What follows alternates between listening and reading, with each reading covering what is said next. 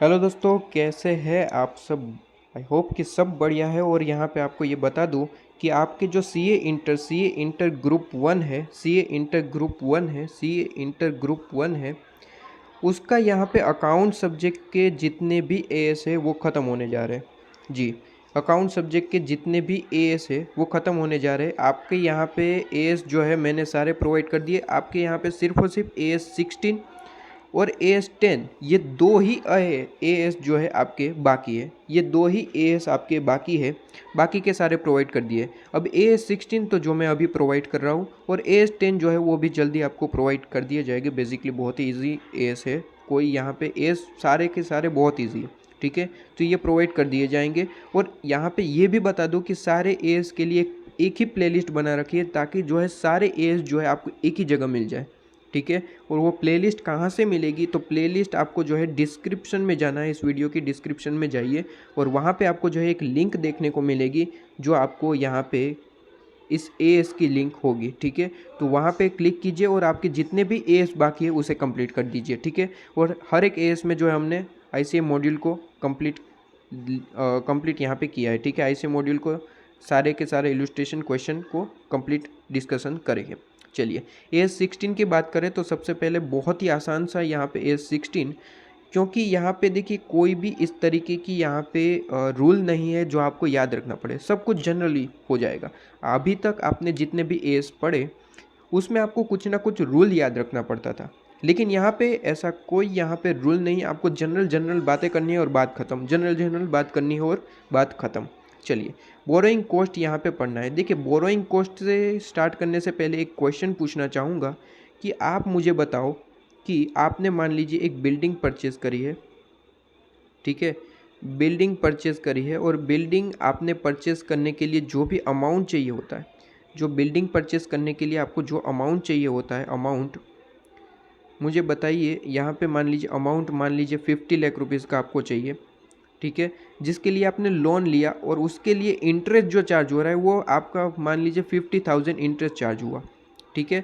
तो मुझे बताओ कि ये जो 50 लाख रुपीज़ का ये जो आपने इंटरेस्ट पे किया, ये जो आपका एक तरीके से खर्चा है, वो कहाँ पे चार्ज होगा। सर सीधी सी बात है, हम जो खर्चा होता है जब तक अभी तक जो हम पढ़े हैं उस तरीके से तो खर्चा पीएनएल में होता है। बिल्कुल सही है, बिल्कुल सही है। खर्चा जो है वो पीएनएल में डाल देते हैं, सीधी सी बात है। बिल्कुल आपकी जो है बात सही है, कोई दिक्कत नहीं है, बिल्कुल बात सही है।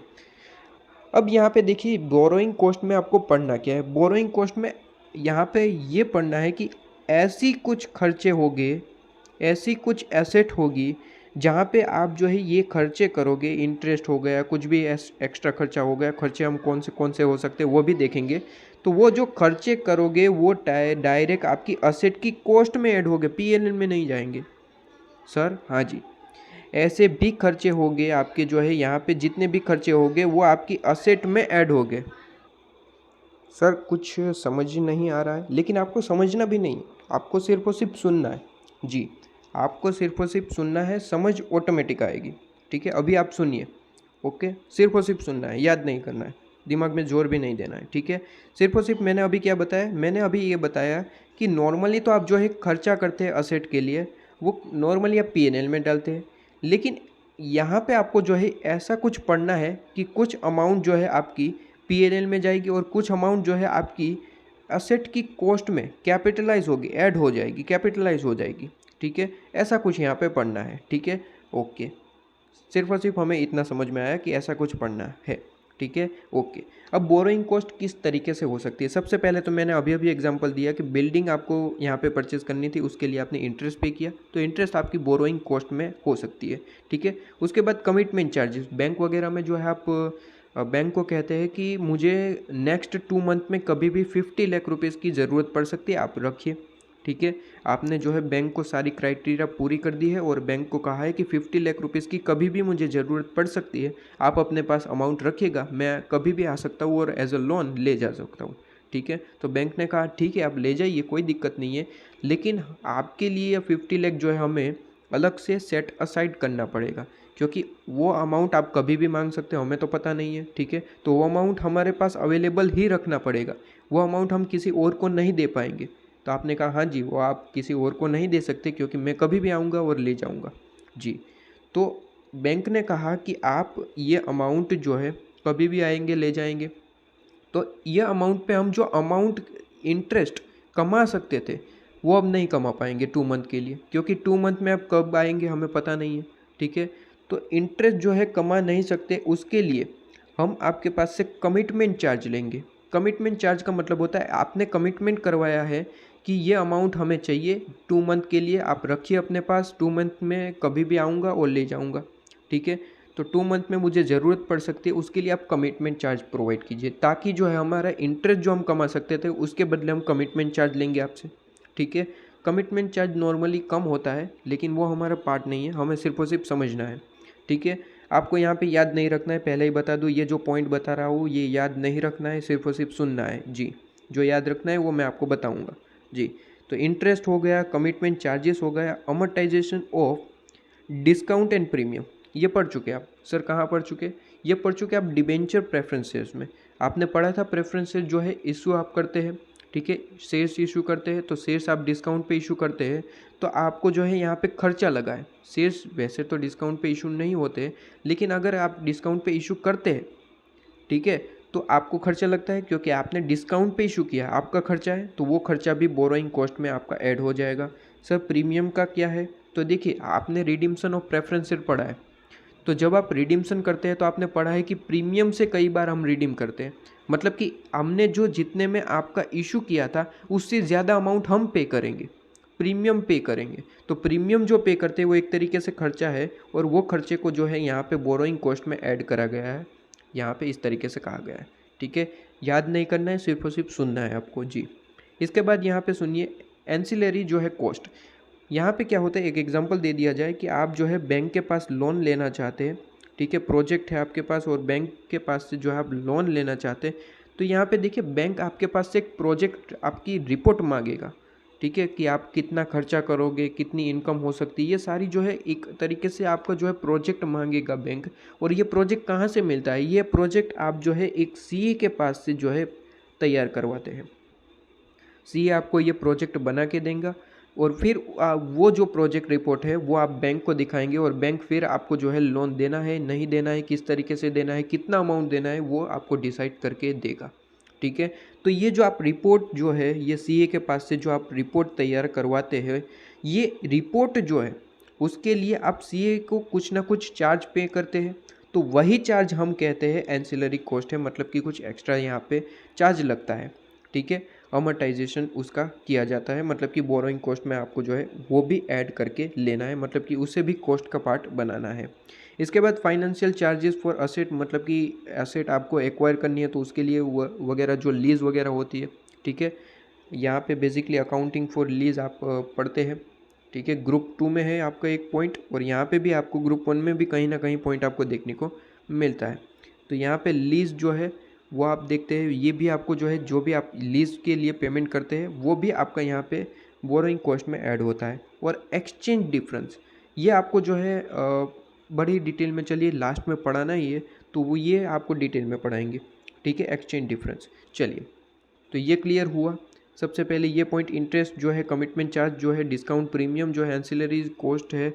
इसके बाद कोई चार्जेस वगैरह है जहाँ पे असेट आपने लीज वगैरह है। ठीक है, तो उसके लिए जो चार्जेस है वो आपके बोरोइंग कॉस्ट में ऐड होते हैं, मतलब कि इसे ही बोरोइंग कॉस्ट मान लिया जाता है। ठीक है, अब यहाँ पे सर ये याद तो नहीं है, ये याद नहीं करना है, ये याद नहीं करना है, जो याद करना है वो मैं आपको बताऊँगा। ठीक है, अब यहाँ पे सुनना, मैंने कहा, मैंने क्या कहा, मैंने कहा कि आपको यहाँ पे इस तरीके की कोई असेट होती है, ऐसी असेट होती है जिसके लिए आप ये सब खर्चा करते हो, जो मैंने अभी अभी बताया कि इंटरेस्ट वगैरह हो गया। ठीक है, अभी अभी जो मैंने खर्चे बताए, वैसे कोई खर्चे करते हो असेट के लिए, तो आपका जो वो खर्चा है, जो एक्सपेंस है, वो पीएनएल में नहीं जाता, वो आपका कैपिटलाइज हो जाता है, मतलब कि वो डायरेक्ट कॉस्ट में जो है आपकी असेट की कॉस्ट में ऐड हो जाता है, प्लस हो जाता है, ऐड हो जाता है। मतलब कि मान लीजिए असेट की कॉस्ट जो है वो 50 लाख रुपीज़ है। ठीक है, और आपने जो है एक्स्ट्रा कोई एक्सपेंस कर दिया मान लीजिए 50,000 रुपीज़ का।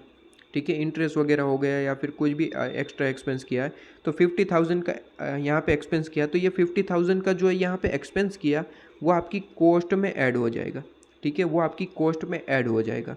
ठीक है, तो यहाँ पे कहा गया है कि ये जो आपका 50 लाख की असेट है, 50 लाख रुपीज़ की जो असेट है उसमें आपका ये 50,000 ऐड हो जाएगा और ये असेट की वैल्यू को इंक्रीज़ कर देगा। ठीक है, उसे पीएनएल में नहीं लेना है आपको, यहाँ पे सीधे सीधे आपको असेट की वैल्यू में इंक्रीज कर देना है। और कुछ असेट ऐसे होते हैं जिसके लिए आप खर्चा करोगे, जितने भी एक्सपेंस करोगे वो डायरेक्ट एक्सपेंस कहाँ जाएंगे, वो एक्सपेंस जाएंगे आपके पीएनएल में। ठीक है सर, ऐसी कौन सी असेट है जिसके लिए हम खर्चा करते हैं तो डायरेक्ट वो कैपिटलाइज हो जाता है। ठीक है, तो ऐसी असेट का नाम होता है क्वालिफाइड असेट।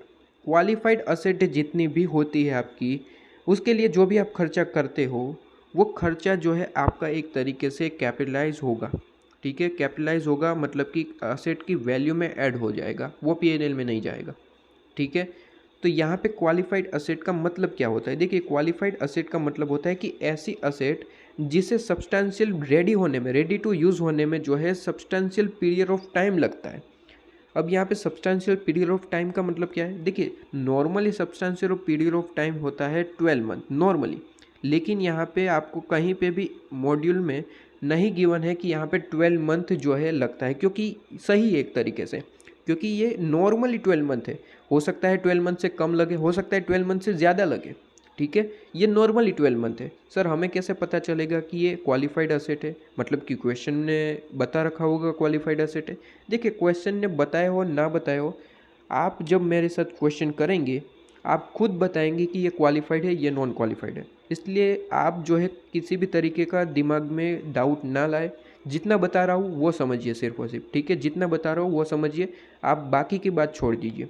जी, तो नॉर्मली सब्सटेंशियल पीरियड 12 मंथ होता है, लेकिन कभी कभी वो 12 मंथ से कम भी हो सकता है और कभी कभी 12 मंथ से ज़्यादा हो सकता है। लेकिन याद रहे कि ये जो आपकी क्वालिफाइड असेट है वो कंपलसरी आपकी जो है रेडी टू यूज़ होने में आपका सब्सटेंशियल पीरियड लगता है। अब सब्सटेंशियल पीरियड कुछ भी हो सकता है। फॉर एग्जांपल, आपने जो है एक बिल्डिंग परचेज करी है, बिल्डिंग जो है परचेज़ करिए, क्या करिए? परचेज़ करिए। डायरेक्ट बिल्डिंग बनी हुई थी और आपने जो है उसे परचेज़ कर लिया। ठीक है, तो क्या ये क्वालिफाइड असेट हो सकता है? बिल्कुल भी नहीं। मैंने कहा बिल्डिंग जो आपने बनवाई है उसके लिए सब्सटेंशियल पीरियड ऑफ टाइम लगना चाहिए बनने के लिए। आप देखिए, ये बिल्डिंग बनाने में ऑब्वियसली टाइम लगा होगा, जिसने भी बनाई होगी।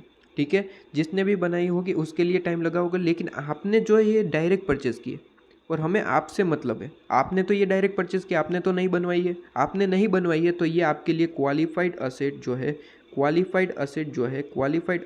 है वो नहीं हो सकती। ये आपके लिए क्वालिफाइड असेट नहीं है। ठीक है, मीन्स अगर सर अगर सर हम ये बिल्डिंग बनवा देते, ठीक है, ये बिल्डिंग हमने बनवाई होती, खुद बनवाई होती, मान लीजिए इसके लिए 8 मंथ लगवाए होते, 8 मंथ का टाइम लगा होता, तो क्या ये क्वालिफाइड असेट होती? जी बिल्कुल, ये क्वालिफाइड असेट होगी, क्योंकि यहाँ पे आपने जो है कुछ टाइम वक्त दिया है, सब्सटेंशियल आपका यहाँ पे वक्त लगा है।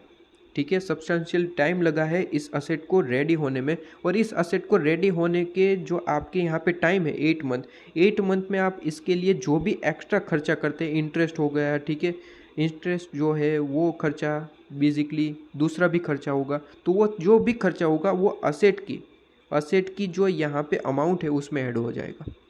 ठीक है, मेरी बात समझ में आ रही है? मान लीजिए आपने मशीनरीज़ जो है वो परचेज़ करी, तो आप मुझे बताइए कि मशीनरी अगर आपने परचेज़ करी है, आप मुझे बताइए कि ये क्वालिफाइड असेट हो सकता है? सर ना, ये क्वालिफाइड असेट नहीं हो सकता, क्योंकि आपने डायरेक्टली परचेज़ करा है, आपने इसमें कहीं पे भी अपना जो है सब्सटेंशियल टाइम नहीं दिया है। अगर मैं ये कहूँ कि आपने जो है ये स्पेशल मशीनरीज़ है और आपने इसे बनवाने के लिए मान लीजिए 2 इयर्स लगवाए, ठीक है, 2 इयर्स के बाद जो है ये आपकी असेट रेडी हुई है, तो क्या ये क्वालिफाइड असेट होगी? सर हाँ जी बिल्कुल, ये क्वालिफाइड असेट होगी, क्योंकि आपने जो है इसे वक्त दिया है, इस पर खर्चा किया है। ठीक है, तो यहाँ पे इस तरीके का मतलब समझ में आया कि आप डायरेक्टली परचेज करते हो असेट, तो वो आपकी क्वालिफाइड असेट नहीं है। क्वालिफाइड असेट वो होगी जिसे आप खुद बनवा रहे हैं, सब्सटेंशियल पीरियड ऑफ टाइम दे रहे हैं, ठीक है। बस आपको यही कॉन्सेप्ट याद रखना है, इससे ज़्यादा कोई कॉन्सेप्ट आता ही नहीं है, ठीक है। कॉन्सेप्ट यही याद रखो कि आपने जो है बनवाने के लिए टाइम लगता है, हाँ जी, तो वो क्वालिफाइड है। बनवाने में टाइम नहीं लगा मतलब कि डायरेक्ट परचेस कर लिया है, हाँ जी, तो वो क्वालिफाइड नहीं है, ठीक है। यही कॉन्सेप्ट याद रखना है, काम खत्म, ठीक है। आइए क्वेश्चन देखते हैं।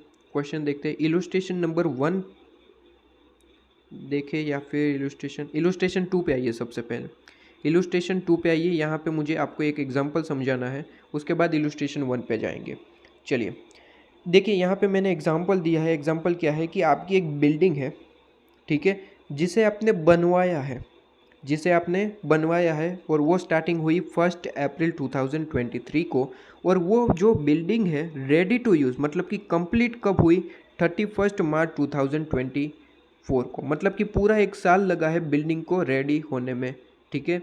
अब यहाँ पे मुझे बताइए कि बिल्डिंग क्वालिफाइड असेट है या फिर नहीं है। सर क्वालिफाइड असेट है क्योंकि आपने इसे बनवाया है, खुद बनवाया है, परचेज नहीं किया है जी, तो ये क्वालिफाइड असेट है। अब यहाँ पे देखना, यहाँ पे मैंने कहा है कि ये बिल्डिंग को जो है खर्चा टोटल 50 लाख हुआ है, और 50 लाख रुपीज़ के लिए जो है हमने एक लोन ली थी बैंक से, 10% इंटरेस्ट उस पर चार्ज हो रहा है, और 50,000 रुपीज़ जो है टोटल हमने 1 साल का पेमेंट करा है, ठीक है। ये तो आपको आता है, ये तो कैलकुलेशन करना आता है इंटरेस्ट, ठीक है। 50 लाख रुपीज़ आपने लोन ली है, 10% उस पर जो है आपका इंटरेस्ट लगता है। पूरे साल आपने जो है लोन ली है पूरे साल के लिए, तो पूरे साल के लिए जो लोन लेंगे उस पर आपका इंटरेस्ट कितना होगा, पूरे साल का इंटरेस्ट है 50 लाख इंटू 10%, 50,000। क्लियर है, ये तो क्लियर है ना, ओके। अब यहाँ पे मुझे बताइए कि 50,000 जो आपका एक्स्ट्रा इंटरेस्ट है, जिसके आपने बिल्डिंग बनवाने के लिए जो है, बिल्डिंग बनवाने के लिए ये लोन ली थी, उसके लिए आपने इंटरेस्ट खर्चा किया, ये कहाँ जाना चाहिए। सर बहुत ही सिंपल है, सर बहुत ही सिंपल है। आपका यहाँ पे बिल्डिंग का अमाउंट कितना है वो बता दो। मैंने कहा 50 लाख रुपीज़ है। अच्छा सर रुको, मैंने कहा ओके। देखिए आपने सर कहा कि 50 लाख रुपीज़ की आपकी बिल्डिंग की कॉस्ट है, ठीक है, 50 लाख रुपीज़ की आपकी बिल्डिंग की कॉस्ट है। जैसे कि आपने हमें पढ़ाया कि अगर क्वालिफाइड असेट है और उसके लिए कोई भी खर्चा हो रहा है, ठीक है, जो हमने बताया पहले आपको खर्चा कौन कौन सा हो सकता है, तो वो खर्चा हो रहा है, जैसे कि यहाँ पे इंटरेस्ट हो रहा है, तो ये इंटरेस्ट कहाँ पे ऐड होगा, ये इंटरेस्ट होगा आपकी असेट की वैल्यू में। मैंने कहा ओके, तो यहाँ पे कितना ऐड करोगे, तो सर आप जो है रुक जाओ, हम बताते हैं, ठीक है, आप बता दो। आप कह रहे हैं कि यहाँ पे 50,000 इंटरेस्ट है, तो 50,000 यहाँ पे कैपिटलाइज हो जाएगा, मतलब कि असेट की वैल्यू में ऐड हो जाएगा, और ये आपका अमाउंट आ जाएगा 50,50,000 रुपीज़, ठीक है, ओके। तो ये आपने मुझे आंसर दिया, और मैं कहूँगा कि आंसर जो है कुछ हद तक सही है।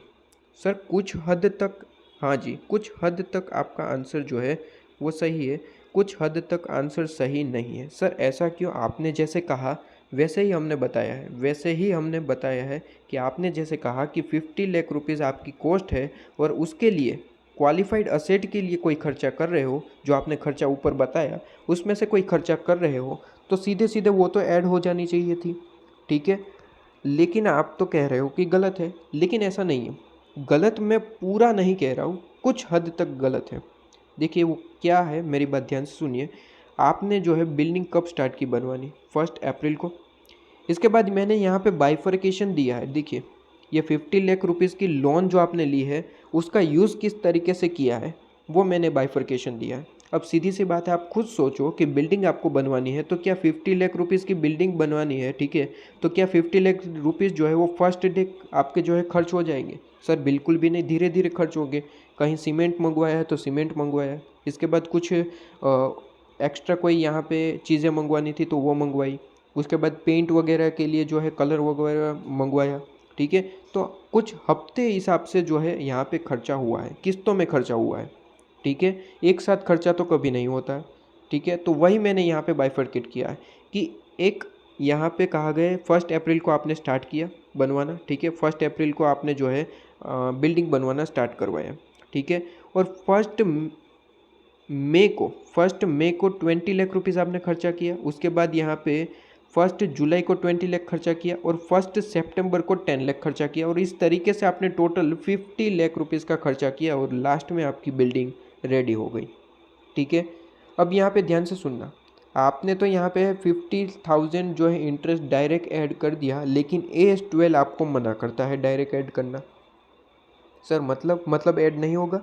नहीं, ऐड तो होगा, जैसे कि ये क्वालिफाइड असेट है और जैसे कि मैंने आपको पढ़ाया कि अगर उसके लिए कोई यहाँ पे खर्चा कर रहे हो तो बोरोइंग कॉस्ट में आपके एक तरीके से बोरोइंग कॉस्ट माना जाएगा और कैपिटलाइज ही होगा, लेकिन यहाँ पे इस तरीके से नहीं होगा, इसके लिए कैलकुलेशन है। सर क्या कैलकुलेशन है बता दो जी। कैलकुलेशन यहाँ पे बहुत ही सिंपल है, आप मुझे बताओ कि 50 लाख का आपने खर्चा किस तरीके से किया है। तो सर आपने कहा कि यहाँ पे खर्चा जो है एक मई को करा है, ठीक है, फिर आपने 1 जुलाई को करा है, इसके बाद 1 सितंबर को करा है, और अमाउंट है 20 लाख 10 लाख।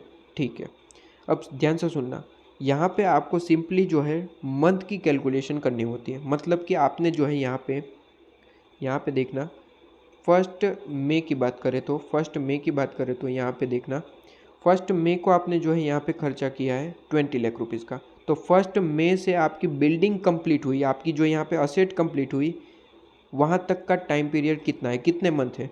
तो आपने कहा देखिए सर 1 मई, जून, जुलाई, अगस्त, सितंबर, अक्टूबर, नवंबर, दिसंबर, जन, फेब और मार्च।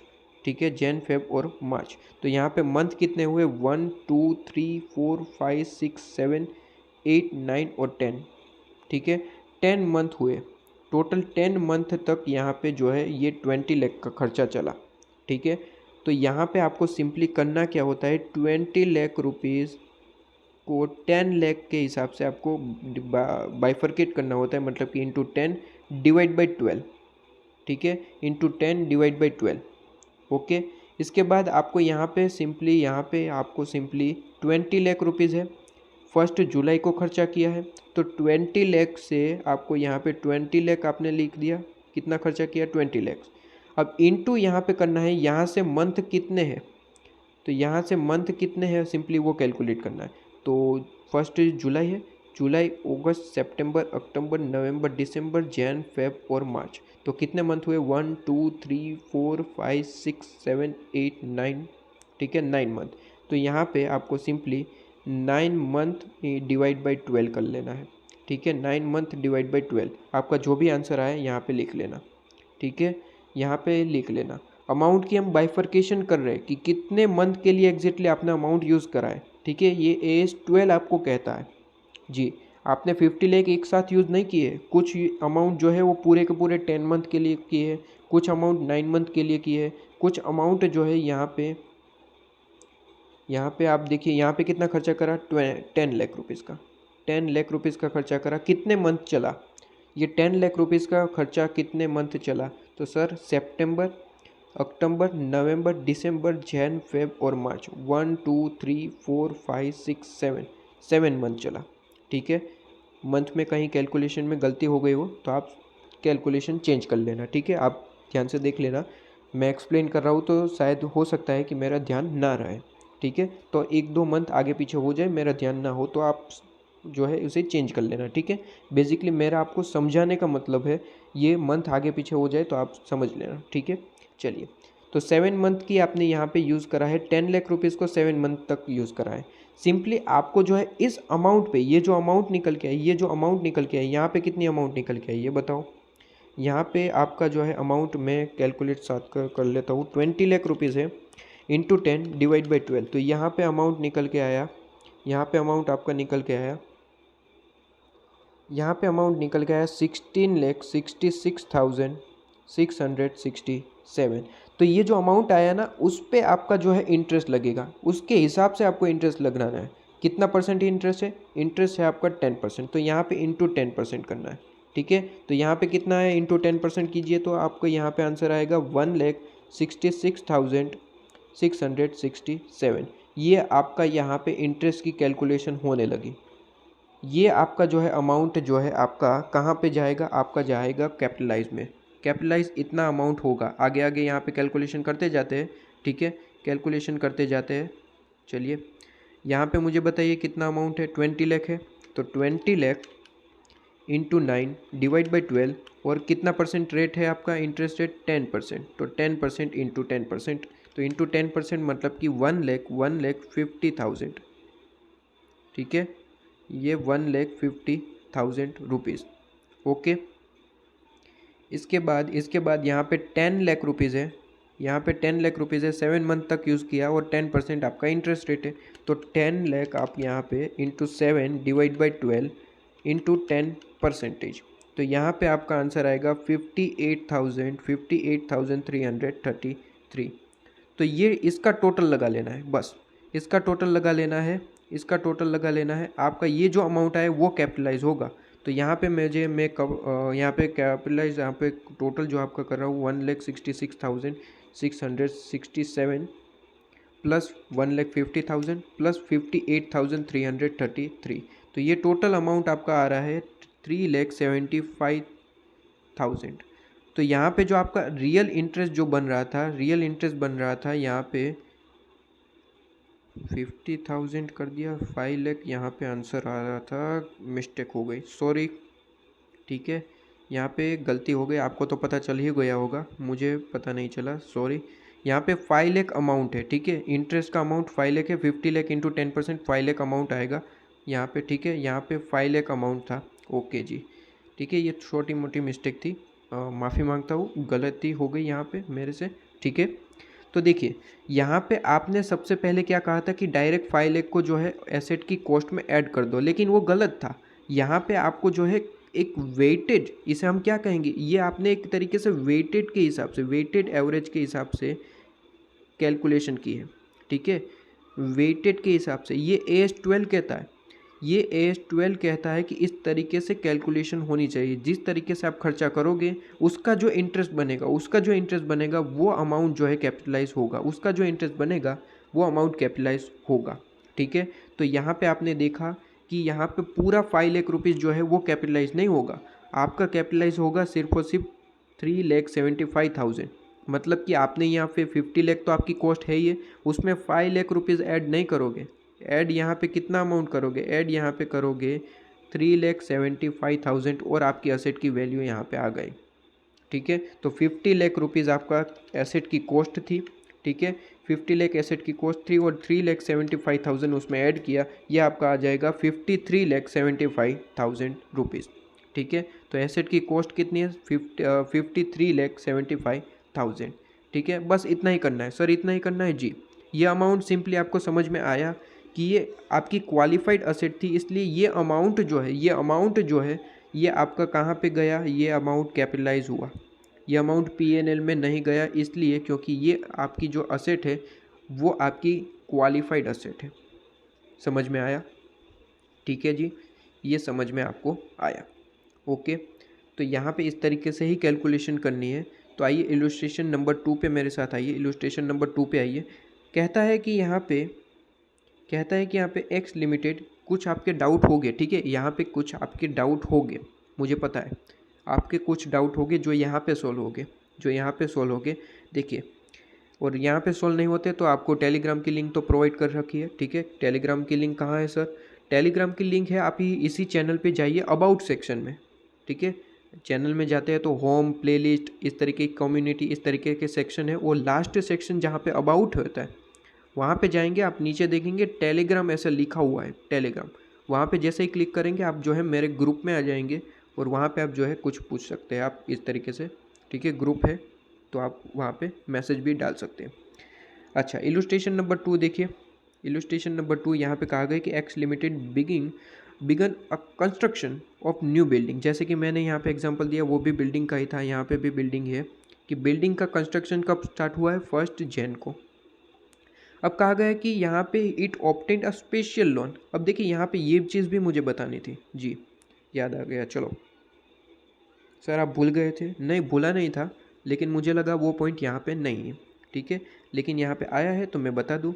देखिए लोन 2 तरीके की होती है, लोन जो है वो 2 तरीके की होती है। सर कौन कौन सी लोन हो सकती है, देखिए लोन जो है एक तो स्पेशल लोन हो सकती है, स्पेशल लोन, और एक दूसरी लोन हो सकती है, यहाँ पे दूसरी लोन आपकी हो सकती है जनरल लोन, ठीक है, जनरल लोन। एक स्पेशल लोन होगी, एक दूसरी जो है लोन होगी आपकी जनरल लोन। क्लियर है, ये दो तरीके की आपकी जो है लोन होती है।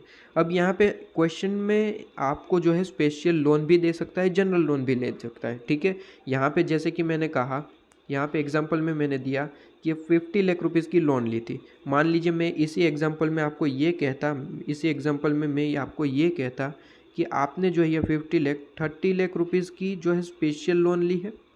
ठीक है, 30 लाख रुपीज़ की आपने स्पेशल लोन ली है और 20 लाख रुपीज़ की जनरल लोन ली है। ठीक है, तो यहाँ पे फ़र्क क्या पड़ता सर? फ़र्क ये पड़ता कि जो आप स्पेशल लोन होती है उसकी आपकी बाइफर्केशन पहले होती है।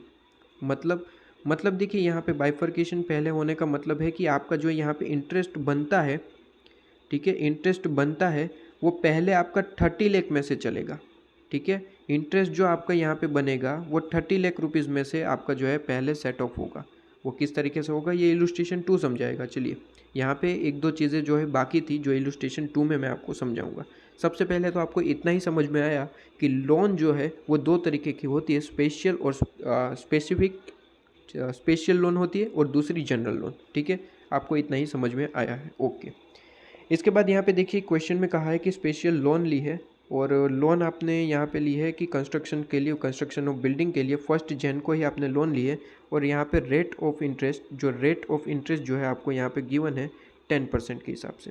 ठीक है, रेट ऑफ इंटरेस्ट जो है आपको यहाँ पे जो इंटरेस्ट है वो 10% आपका है। ठीक है, इसके बाद यहाँ पे आपको कहा है कि टू नॉन स्पेसिफिक मतलब कि जनरल लोन। देखिएगा, यहाँ पे स्पेसिफिक लोन और नॉन स्पेसिफिक लोन दोनों ले रखी है। स्पेसिफिक लोन जो है आपने 1 लाख रुपीज़ की ले रखी है, स्पेसिफिक लोन आपने 1 लाख रुपीज़ की ले रखी है और नॉन स्पेसिफिक लोन भी 2 ले रखी है, एक 5 लाख रुपीज़ वाली और एक 9 लाख रुपीज़ वाली। दोनों का इंटरेस्ट जो है डिफरेंट है जी। अब यहाँ पे आगे बढ़ते हैं। आगे यहाँ पे कहा गया है कि कुछ एक्सपेंस अब इस तरीके से करें। आपने इस बिल्डिंग बनाने के लिए एक्सपेंस जो है वो आपने इस तरीके से करे, 2,50,000 अप्रैल में, फिर जुलाई में, दिसंबर में। अब सर सबसे पहले तो यहाँ पे ये देखना कि यहाँ पे डेट नहीं दे रखी, मतलब कि ये जुलाई दे रखा है तो 1 जुलाई है या फिर 31 जुलाई। ठीक है, तो यहाँ पे देखिए, हमेशा यहाँ पे एजम्पशन रहती है कि ये हमेशा आपको अगर कुछ भी नहीं गिवन है तो ये 1 जुलाई है। ठीक है, 1 जुलाई, 1 अप्रैल, 1 जैन, ठीक है, सॉरी यहाँ पे जनवरी है, 1 जैन है, 1 अप्रैल है, 1 जुलाई है, 1 दिसंबर 1 माना जाता है। ठीक है, तो सर इसके लिए एजम्पशन डालनी पड़ेगी ना, नोट डालनी पड़ेगी? बिल्कुल भी नहीं। यहाँ पे आपको जो है इसके लिए किसी भी तरीके की नोट की ज़रूरत नहीं होती है, ये आपकी जनरल एजम्पशन है। ठीक है, अगर कुछ भी नहीं गिवन है यहाँ पे, अगर कुछ भी नहीं गिवन है तो ये जनरल एजम्पशन है कि ये आपकी 1 डे है। ठीक है, मंथ का 1 डे यहाँ पे जनरल एजम्पशन है। ठीक है, यहाँ पे कोई एजम्पशन की ज़रूरत नहीं होती है जी। तो यहाँ पे आपने 1 जैन को जो है 2 लाख रुपीज़ का खर्चा किया, 2,50,000, और फिर आपका 1 दिसंबर को खर्चा किया और लास्ट में जाके आपकी जो है असेट रेडी हो गई है। तो मुझे बताना यहाँ पे कि आपकी असेट जो है कितने अमाउंट की है, कॉस्ट क्या है असेट की। सर कॉस्ट कैसे पता चलेगी? अरे यही तो आपको जो है खर्चा करा है वो दिखाया। ठीक है, यहाँ पे भी ये एग्जांपल में देखो, आपने 50 लाख का टोटल खर्चा किया था, तो ये अगर टोटल आपका ये खर्चे का टोटल लगा दो तो आपकी बिल्डिंग की कॉस्ट मिल जाएगी कितनी? 50 लाख। तो वही तो यहाँ पे गिवन है, आपको डिफरेंट खर्चा बता दिया, तो सिंपली आपको बिल्डिंग की कॉस्ट मिल जाएगी 2 लाख प्लस 2,50,000 प्लस 4,50,000 प्लस 1,20,000। तो बिल्डिंग का टोटल खर्चा जो है वो यहाँ पे आपका है 10,20,000 रुपीज़ जी, 10,20,000 रुपीज़। क्लियर है, ये टोटल बिल्डिंग की कॉस्ट है। अब इसके लिए जो इंटरेस्ट आपने लिया है, उसका जो इंटरेस्ट का खर्चा है वो इस अमाउंट में कैपिटलाइज होगा, इस अमाउंट में जो है कैपिटलाइज होना है। क्लियर है, ये आपको समझ में आया? इस अमाउंट में जो है आपका कैपिटलाइज होगा अमाउंट। क्लियर? ओके, चलिए आगे क्या इन्फॉर्मेशन गिवन है? आगे यहाँ पे इन्फॉर्मेशन गिवन है कि 31 दिसंबर को जो है ये आपकी बिल्डिंग है वो कंप्लीट हो गई। मतलब कि 1 जैन को आपने शुरुआत की थी और 31 दिसंबर मतलब कि 12 मंथ लगे हैं। ओके, और यहाँ पे कहा गया है कि एज़ पर AS16 के हिसाब से आप जो है सबसे पहले हमें बताइए कि आपका किस तरीके से ट्रीटमेंट होगा। देखिए, सबसे पहले तो जैसे कि मैंने यहाँ पे कहा था कि आपने ये अमाउंट जो यूज़ करी है, जो बाइफरकेशन है, ये बाइफरकेशन है, वो किस तरीके से यूज़ करी है उसका मुझे यहाँ पे अमाउंट बता दो। ठीक है, तो यहाँ पे आपने कहा कि ये 1 जन को यूज़ हुई है। 1 जन से यहाँ पे पहला, यहाँ पे देखो 2 लाख रुपीज़ 1 जन को यूज़ हुआ है। ठीक है, तो 1 जन से कंप्लीट कब हुई थी, बिल्डिंग कंप्लीट कब हुई थी? 31 दिसंबर। देखिए, कंप्लीट डेट लेनी है, गलती से भी आप जो है ईयर एंडेड डेट नहीं लेंगे। ठीक है, आप गलती से ईयर एंडेड डेट नहीं लेंगे, कंप्लीट कब हुई थी वो डेट लेना है। मतलब कि यहाँ पे बिल्डिंग है तो बिल्डिंग कब कंप्लीट हुई थी? 31 दिसंबर, तो 31 दिसंबर तक का टाइम लेना है। आप गलती से जो है ईयर एंडेड ले लेंगे 31 मार्च। ठीक है, ईयर एंडेड नहीं लेना है। यहाँ पे मैं बार बार बोल रहा हूँ कि आपको जो है जहाँ पे भी खर्चा हुआ है वहाँ से वो खर्चे के लिए मंथ कहाँ तक कैलकुलेट करने हैं, मंथ कैलकुलेट करने हैं जहाँ पे वो असेट कंप्लीट हुई, बन चुकी। ठीक है, तो बनी कब है? 31 दिसंबर तक। तो 1 जैन से 31 दिसंबर तक की आपको जो है कैलकुलेशन यहाँ पे लेनी है। तो 1 जैन से 31 दिसंबर कितने मंथ होते हैं? पूरे 12 मंथ। तो यहाँ पे देख लीजिए 20 लाख आपका यहाँ पे इंटू 12 डिवाइड बाई 12। समझ में आया? बहुत ही सिंपल है। इसके बाद आइए 1 अप्रैल से लेंगे, 1 अप्रैल से लेके 31 दिसंबर तक कितने मंथ होते हैं? 1 अप्रैल से लेके 31 दिसंबर तक 9 मंथ। तो इंटू 9 डिवाइड बाई 12। बिल्कुल वही कैलकुलेशन यहाँ पे है जो मैंने आपको यहाँ पे बताई थी। बिल्कुल वही कैलकुलेशन है जो मैंने आपको यहाँ पे बताई थी। सर यहाँ पे आप रेट इंटू कर रहे थे, यहाँ पे नहीं किया, वो बाद में करेंगे। ठीक है, यहाँ पे भी करेंगे। यहाँ पे 2 ऑप्शन होते हैं, वो बाद में डिस्कस करते हैं। चलिए, सबसे पहले तो मुझे ये अमाउंट आप बता रहे हैं कि कितना कितना अमाउंट जो है वो वेटेड के हिसाब से आपने खर्चा किया है। ठीक है, तो देखिए ये आपने कर लिया। इसके बाद 1 जुलाई, तो 1 जुलाई से 31 दिसंबर कंप्लीशन डेट 31 दिसंबर तक कितने मंथ होते हैं बताओ? तो यहाँ पे मंथ होते हैं आपके 6 मंथ, तो 6 डिवाइड बाई 12। क्लियर है? और फिर आपको यहाँ पे लास्ट में 1 दिसंबर से 31 दिसंबर 1 मंथ। ठीक है, तो यहाँ पे 1 डिवाइड बाई 12। ठीक है, तो ये आपके सारे अमाउंट आ चुके 2 लाख 1,87,500, 2,25,000, 10,000। तो यहाँ पे आपका जो है अमाउंट आ गया। ये आपका जो है अमाउंट है वेटेड एवरेज के हिसाब से। अब वेटेड एवरेज के हिसाब से ये जो अमाउंट आया है ना, इसके हिसाब से जो है आपका कैपिटलाइजेशन होगा। ठीक है, देखिए ये आपका ये 10,20,000 तो बिल्डिंग की कॉस्ट है, मतलब कि ये बिल्डिंग की आप बिल्डिंग बनी कितने में है? 10,20,000। और ये जो है आप अदर खर्चा जो अपना अदर एक्सपेंस है, ठीक है, उसके लिए कैलकुलेशन कर रहे हो, जो आपकी यहाँ पे ये 10,20,000 में कैपिटलाइज होगी। ठीक है, इंटरेस्ट का खर्चा जी। तो इस पे जो है ये जो अमाउंट निकल के आए, इस पे जो है आपका इंटरेस्ट का खर्चा लगेगा। ठीक है, तो यहाँ पे सिंपली जो है कैलकुलेशन किस तरीके से होती है, बड़े ध्यान से देखिए। यहाँ पे जो है आपकी जितनी भी लोन ले रखी है, मान लीजिए आपने 10 लाख रुपीज़ की लोन ले रखी है, तो 10 लाख रुपीज़ की लोन ले रखी है, तो 10 लाख रुपीज़ के यहाँ पे 10 लाख रुपीज़ में से 10 लाख रुपीज़ में से यहाँ पे मान लीजिए 10 लाख रुपीज़ की लोन ले रखी है। ठीक है, तो 10 लाख रुपीज़ में से आपकी ये कितनी अमाउंट आई? 6,22,500। ठीक है, ये आपकी अमाउंट जो है आपका यहाँ पे अमाउंट जो है, ये जो अमाउंट है, तो ये जो आपने खर्चा किया 6,22,500, ये तो आपका कैपिटलाइज होगा। ठीक है, वो आपकी जो है लोन के इंटरेस्ट के फॉर्म में कैपिटलाइज होगा। लेकिन जो रिमेनिंग अमाउंट, आपने तो 10 लाख रुपीज़ का लोन लिया था, जो रिमेनिंग अमाउंट है 10 लाख रुपीज़ में से मुझे बताओ रिमेनिंग अमाउंट जो है आपका यहाँ पे निकल के आया, जो अमाउंट है 3,77,500, ये तो रिमेनिंग अमाउंट हो गया। ठीक है, तो ये रिमेनिंग अमाउंट पे जो इंटरेस्ट होगा वो डायरेक्ट पीएनएल में जाएगा। कैपिटलाइजेशन सिर्फ और सिर्फ वही होगा जितना अमाउंट यहाँ पे कैलकुलेशन से निकल रहा है। ठीक है, ये कैलकुलेशन तो यहाँ पे सिर्फ और सिर्फ समझाने के लिए था, ये अभी हम देखेंगे। देखिए चलिए, तो यहाँ पे आपका अमाउंट कितना निकल के आया है? 6,22,500। मतलब कि आपकी जो लोन अमाउंट होनी चाहिए थी वो 6,22,500 की होनी चाहिए थी, उससे ज़्यादा ली है तो उसका जो इंटरेस्ट है वो पीएनएल में जाएगा। ठीक है, इसका सिर्फ और सिर्फ ये लोन का अमाउंट जो है, ये लोन का इतने अमाउंट का लोन का जो अमाउंट है वो ही कैपिटलाइज होगा। ठीक है, अब देखिए आपने लोन कितना ले रखा है। सबसे पहले तो स्पेसिफिक लोन ले रखा है 1 लाख रुपीज़ का। उसके बाद जनरल लोन ले रखे, 2 लोन ले रखे 5 लाख और 9 लाख।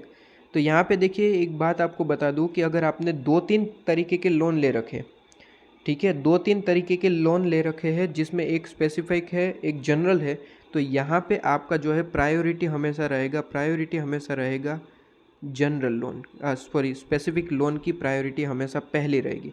मतलब कि आप अगर स्पेसिफिक लोन ले चुके हैं बिल्डिंग के लिए, ठीक है, तो बिल्डिंग के लिए जो स्पेसिफिक लोन लिया है उसका यूज़ सबसे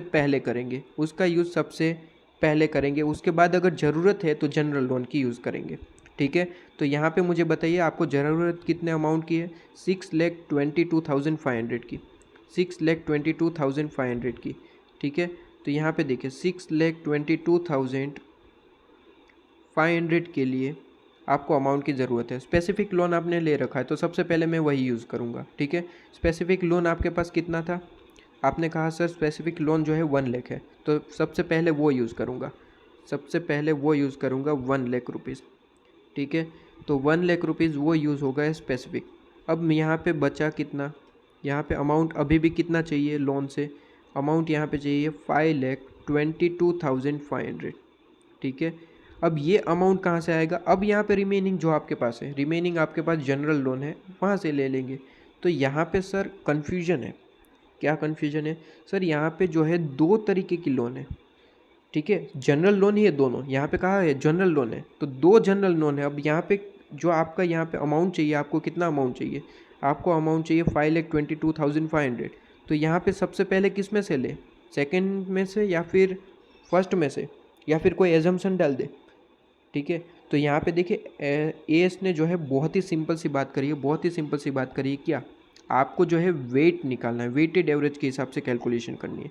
सर मतलब यहाँ पे देखो 5 लाख आपने लोन लिया है, 5 लाख 11% के हिसाब से, तो आप यहाँ पे लिख लो 5 लाख रुपीज़ का आपने लोन लिया है 11% के हिसाब से।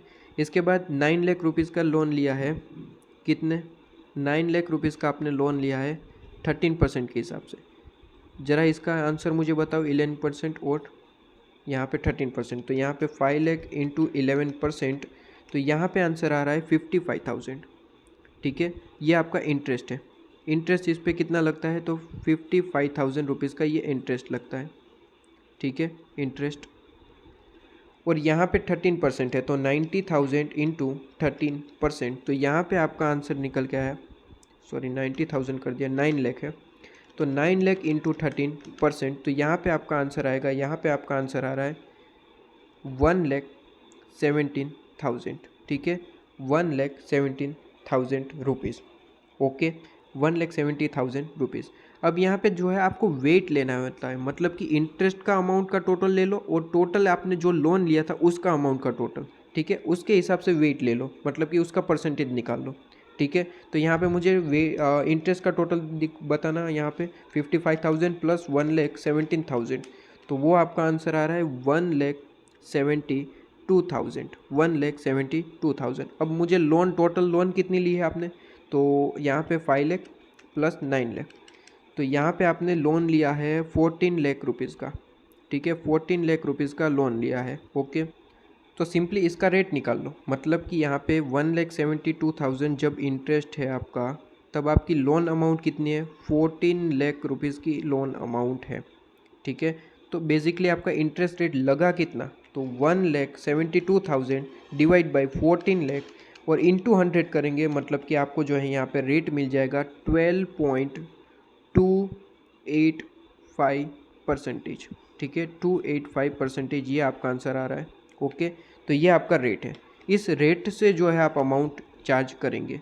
मतलब कि अब जो आपको अमाउंट चाहिए ना, कितना अमाउंट चाहिए? 5,22,500, तो ये आप जो है वेट के हिसाब से लेंगे, मतलब कि ये अमाउंट जो चार्ज होगा, ये आपका जो है चार्ज होगा आपका 12 पॉइंट, आपका यहाँ पे अमाउंट चार्ज होगा कितनी लोन की यहाँ पे रेट क्या होगा? लोन हम एवरेज लोन लेंगे, ठीक है, एवरेज रेट लेंगे, और हमारा कितना परसेंटेज आया था? 12.285%। तो यहाँ पे जो लोन लिया जाएगा 12.285%। सर अभी भी थोड़ा बहुत समझ में आ रहा है, पूरा समझ में नहीं आ रहा है, तो कोई दिक्कत नहीं है, आप पहले सिर्फ और सिर्फ सुनिए, समझ में ऑटोमेटिकली आएगा। ठीक है, समझ में ऑटोमेटिक आएगा, आपको यहाँ पे सिर्फ और सिर्फ सुनना है। ठीक है, तो यहाँ पे ये जो अमाउंट है उस पर आपका 12.285 के हिसाब से लोन चार्ज होगा। अब मेरी बात ध्यान से सुनिए, यहाँ पे आपने जो है 1 लाख जो स्पेसिफिक यूज़ किया, जो 10% उस पर इंटरेस्ट लगता था वो तो आपने यूज़ कर लिया, कोई दिक्कत नहीं। उस पर आपका जो है कितना चार्ज लगेगा, उस पर आपका यहाँ पे चार्ज लगेगा 10% के हिसाब से, आपने यहाँ पे 10,000 लिख दिया। और बाकी का जो नॉन स्पेसिफिक थी, जनरल लोन थी, उसके लिए हमने रेट निकाला। क्यों रेट निकालना पड़ा? क्योंकि हमारे पास एक से ज़्यादा लोन थी, इसलिए यहाँ पे हमें रेट निकालना पड़ा और उस रेट के हिसाब से जो है यहाँ पे हमने कैलकुलेशन किया। एग्जैक्टली यहाँ पे हुआ क्या है आप देखो, यहाँ पे ये है कि सबसे पहले तो हमने जो है एसेट की वैल्यू के हिसाब से सबसे पहले हमने लोन अमाउंट जो है वो कितना यूज़ किया है वो देखा। तो हमने यूज़ कितना किया है अमाउंट का, हमने लोन यूज़ करा है 6,22,500 का। सर हमने तो यूज़ यहाँ पे बिल्डिंग की 10,20,000 का यूज़ करा है, लेकिन यहाँ पे वेट के हिसाब से यूज़ करा जाता है। ठीक है, यहाँ पे वेट के हिसाब से यूज़ करा जाता है, AS12 के हिसाब से आपका यहाँ पे वेट यूज़ होता है। ठीक है, वेट के हिसाब से ही आपको कैलकुलेशन करनी है, पूरी जो है 10,20,000 नहीं लेना है। ठीक है, पूरा 10,20,000 नहीं लेना है, आपको यहाँ पे वेट के हिसाब से कैलकुलेशन करनी है। और ये जो 10,20,000 का खर्चा है वो आ गया कहाँ पे, 6,22,500 पे। और इसके हिसाब से आपको जो है अपनी लोन का अमाउंट यूज़ करना है। तो यहाँ पे आपको सबसे पहले ये अमाउंट निकल गया। सबसे पहले आपका स्टेप होता है कि आप क्वेश्चन में देखें कि कहीं पे कहीं पे आपकी स्पेसिफिक लोन तो नहीं है ना। स्पेसिफिक लोन है तो सबसे पहले वो यूज़ करो। यहाँ पे थी 1 लाख, तो सबसे पहले वो आप 1 लाख यूज़ करेंगे। ठीक है, तो 1 लाख आपने यहाँ पे सबसे पहले लिख दिया। 1 लाख आपका 10% के हिसाब से इंटरेस्ट बनता है 10,000। क्लियर है? इसके बाद सर रिमेनिंग जो अमाउंट है वो 5,22,500 है। तो ये अमाउंट कहाँ से लेंगे? ये जनरल अमाउंट में से लेंगे, जनरल लोन। तो जनरल लोन तो 2 है, तो अगर एक से ज़्यादा आपके पास जनरल लोन है तो सिंपली आप वेटेड एवरेज का यूज़ करेंगे। मतलब कि लोन का अमाउंट का टोटल लगाइए और इंटरेस्ट का अमाउंट का टोटल लगाइए, और दोनों का जो है एक तरीके से वेट निकाल लीजिए रेट का। ठीक है, वेट का यहाँ पे इस तरीके से जो है आपका रेट निकलेगा, और वो जो रेट आया वो आपकी रिमेनिंग अमाउंट जो यहाँ पे है उसके हिसाब से लगेगा। ठीक है, तो यहाँ पे हमने जो है दोनों के हिसाब से इंटरेस्ट रेट निकाल लिया और इसका टोटल किया तो 74,189। तो ये जो आपकी जो यहाँ पे बिल्डिंग की कॉस्ट कितनी थी 10,20,000, उसमें ये अमाउंट ऐड होगा 74,189। देखिए यहाँ पे 74,189। क्लियर है? अब यहाँ पे देखिए यही तो समझना है, ये AS12 डायरेक्ट आपको पूरी अमाउंट जो है वो ऐड नहीं करने देता, कैपिटलाइज नहीं करने देता। आप तो यहाँ पे सबसे पहले पता है ना, यहाँ पे एग्जांपल मैंने दिया था तब आप तो कोई क्या बोल रहे थे कि सर बहुत ही सिंपल है, 1 लाख में से यहाँ पे 10% इंटरेस्ट ले लो, इनका सब इंटरेस्ट ले लो और डायरेक्ट ऐड कर दो। लेकिन डायरेक्ट ऐड नहीं होता है।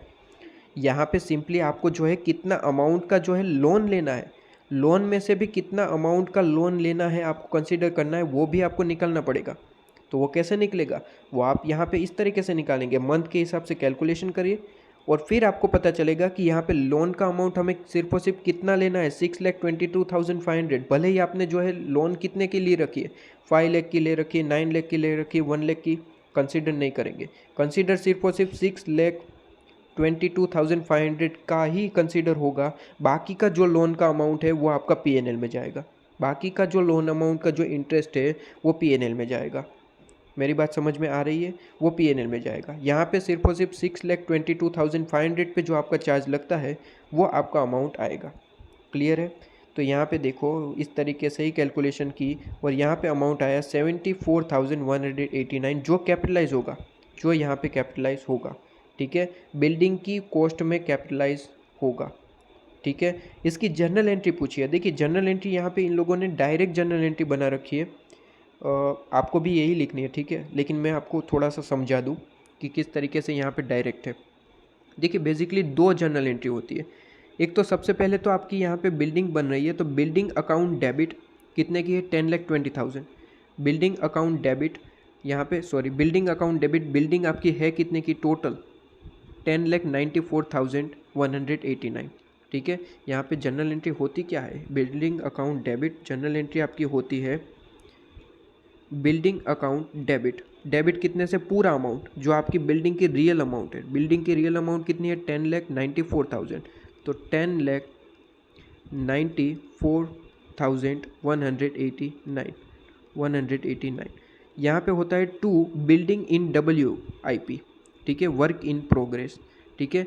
तो to building in work in progress जो है वो अमाउंट होता है आपका बिल्डिंग का जो अमाउंट है, जो आपका खर्चा लगा है, ठीक है, खर्चा लगा है, इंटरेस्ट का अमाउंट नहीं, खर्चा लगा है। खर्चा कितना है, 10,20,000, तो 10,20,000 वो यहाँ पे आएगा। और बाकी का टू इंटरेस्ट, ठीक है, टू इंटरेस्ट यहाँ पे कितना अमाउंट है इंटरेस्ट का, 74,189, 74,189।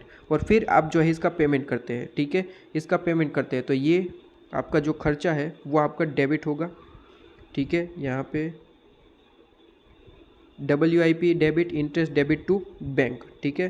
तो यहाँ पे देखिए, यहाँ पे आप देखिए WIP जो है यहाँ पे जी, यहाँ पे देखिए कि WIP डेबिट होगा, इंटरेस्ट डेबिट होगा और उसका पेमेंट कर देंगे टू बैंक अकाउंट, ठीक है। और पेमेंट कितना करना पड़ेगा, टोटल अमाउंट, तो यहाँ पे टोटल अमाउंट कितना है, 10,94,189, 10,94,189 इस पेमेंट करेंगे, ठीक है।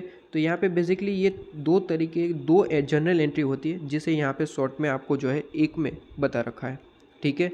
तो बेसिकली आपको एग्जाम में पूछा जाए तो आप यहाँ पे सिंगल एंट्री लिख सकते हैं, कोई दिक्कत नहीं है, ठीक है। Building account debit to bank, ठीक है। यहाँ पे जो है आमने सामने आप कट करेंगे तो वही जनरल एंट्री बन के आएगी, देख लीजिए। यहाँ पे आप जो है ये डेबिट और क्रेडिट दोनों आमने सामने कट, तो यहाँ पे building account debit to bank account यहाँ पे सिंपल आ जाएगा, ठीक है। Building account debit to bank account, ठीक है, ये डिटेल वाली बात। अब मुझे सर यहाँ पे एक और डाउट था कि आपने कहा कि यहाँ पे जो है आपका अमाउंट कितना लोन यूज़ हुआ, 6,22,500, जिसमें ये अमाउंट आपने यूज़ करा। एक और डाउट था सर, क्या डाउट था यहाँ पे, डाउट था सर यहाँ पे 6,22,000 का यहाँ पे लोन अमाउंट यूज़ हुआ, ठीक है जी। इसमें सर आपने जो है 1 लाख तो पूरा यूज़ कर लिया जो स्पेसिफिक लोन का था, ठीक है। और जो जनरल लोन है उसमें से आपने सिर्फ और सिर्फ यूज़ करा है 5 लाख रुपीज़, 5 लाख कितना, 22,500।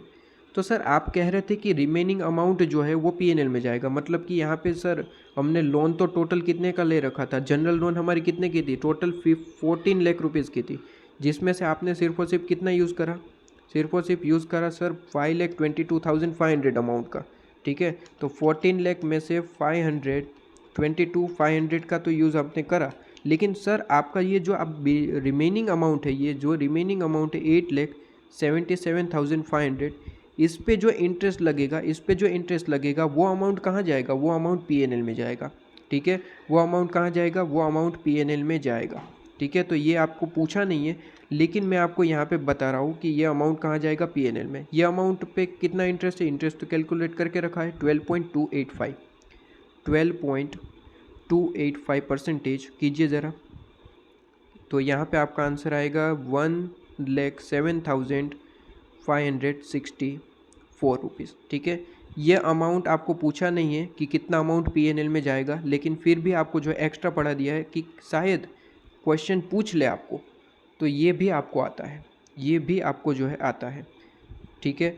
ये अमाउंट कौन सा है, ये अमाउंट जो रिमेनिंग बच गया, जो आपने एक्स्ट्रा लोन ले रखी थी, लोन की हमें ज़रूरत है यहाँ पे कैपिटलाइजेशन में जो है, यहाँ पे AS12 ने कितना अलो किया, AS12 ने सिर्फ और सिर्फ 6,22,500 रुपीज़ की लोन का जो है अलोमेंट करा है, ठीक है। तो उस पर जो इंटरेस्ट बनता था वो तो हमने कैपिटलाइज कर दिया, लेकिन बाकी का जो रिमेनिंग लोन अमाउंट है उस पर जो इंटरेस्ट बनेगा वो आपका PNL में जाएगा। PNL में अमाउंट कितना जाएगा, 1,07,564, ये एक्स्ट्रा पढ़ाया है, ठीक है। ये आपको पूछा नहीं है, ठीक है, इसलिए यहाँ पे आपको कैलकुलेशन भी शायद नहीं दी रखी होगी, यहाँ पे कैलकुलेशन नहीं होगी जी, यहाँ पे कैलकुलेशन नहीं है। लेकिन अगर पूछ ले कि कि पीएनएल में कितना अमाउंट जाएगा, तो पीएनएल में जो आपका रिमेनिंग जो लोन अमाउंट होगा, रिमेनिंग जो लोन अमाउंट है, ठीक है, रिमेनिंग जो लोन अमाउंट है उस पे जो आपका ये रेट है, रेट तो ऑलरेडी आपने वेटेड के हिसाब से निकाल रखा है, उसके हिसाब से जो है आपका अमाउंट जो आया वो आपका पीएनएल में जाएगा। क्लियर है, ये आपको एक्स्ट्रा पढ़ा दिया है, कोई भी कन्फ्यूज़न आपको हो ना पाए इसलिए आपको ये भी समझा दिया कि पीएनएल में कितना अमाउंट जाएगा। ठीक है, पीएनएल में भी अगर पूछ लिया होता तो पीएनएल में आपका रिमेनिंग जो लोन है उसका अमाउंट जाता। ठीक है, अब आइए इलस्ट्रेशन 1 पे। अब आपको बहुत सिंपल लगने वाले हैं क्वेश्चन सारे। देखिए, PRM यहाँ पे लिमिटेड कहा गया है कि ऑब्टेन बैंक लोन, यहाँ पे loan of bank 50 lakh rupees की यहाँ पे आपने जो है लोन ले रखी है, और यहाँ पे कहा कि ये लोन का जो यूज़ है, ठीक है, वो यहाँ पे कहा गया है कि यहाँ पे लोन तो आपने 50 लाख की करी है, अब ये लोन का जो यूज़ है वो आपने कहाँ पे करा है, तो देखिए यहाँ पे कहा गया है कि ये 50 लाख रुपीज़ की लोन का यूज़ हमने जो है यहाँ पे टोटल पर्टिकुलर ये आइटम है 50 लाख रुपीज़ का कंस्ट्रक्शन सेट करवाया है। ठीक है, कंस्ट्रक्शन सेट करवाया है। इसके बाद परचेज ऑफ मशीनरी परचेज करी है 40 लाख रुपीज़ की। ठीक है, वर्किंग कैपिटल 20 लाख रुपीज़ की, और advance for purchase of truck हमने परचेज किया, उसके लिए एडवांस पेमेंट किया, उसके लिए 10 लाख रुपीज़ पेमेंट किया। तो इसमें से हमें जो है 50 लाख रुपीज़ की ज़रूरत थी, बाकी अमाउंट तो हमारे पास होगी। ठीक है, तो यहाँ पे 50 लाख रुपीज़ की ज़रूरत थी, तो यहाँ पे कहीं ना कहीं हमने 50 लाख रुपीज़ का अमाउंट का यूज़ कर लिया। ठीक है, ओके सर। तो यहाँ पे आगे कहा गया है construction of shed was completed in March 2022। ठीक है, 22 मान लेते हैं। तो यहाँ पे समझिए कि कंस्ट्रक्शन ऑफ शेड को बनने में वक्त लगा है, तो क्या आपको वर्ड याद आ रहा है सब्सटेंशियल पीरियड? जी सर, तो सब्सटेंशियल जहाँ पे पीरियड लगता है उसे हम क्या कहते हैं सर? वो क्वालिफाइड असेट होता है सर, वो क्वालिफाइड असेट होता है, और क्वालिफाइड असेट है तो इसके लिए जो भी आपका अमाउंट रहेगा वो आपका कहाँ पे होगा? कैपिटलाइज होगा, मतलब कि कॉस्ट में जो है आपका वो अमाउंट ऐड होगा। ठीक है, इसके बाद परचेज मशीनरी, इसका तो एग्जांपल ही मैं स्टार्टिंग में दिया था कि अगर आप मशीनरी परचेज कर रहे हो तो क्वालिफाइड असेट नहीं है, वो नॉन क्वालिफाइड है। ठीक है, वो नॉन क्वालिफाइड असेट है, और अगर इसके लिए लोन ले रखा है, उसका इंटरेस्ट चार्ज हो रहा है, तो वो इंटरेस्ट कहाँ पे जाएगा? पीएनएल में जाएगा। ठीक है, इसके लिए लोन ले रखा है तो आपका जो है वो इंटरेस्ट पीएनएल में जाएगा। इसके बाद आपको वर्किंग कैपिटल हमेशा नॉन क्वालिफाइड ही होता है। ठीक है, वो कभी भी क्वालिफाइड नहीं होता है, याद रखिए, वर्किंग कैपिटल कभी भी आपका क्वालिफाइड नहीं होगा, वो नॉन क्वालिफाइड ही होता है, और उसका जो इंटरेस्ट अगर है तो पीएनएल में चार्ज करना है।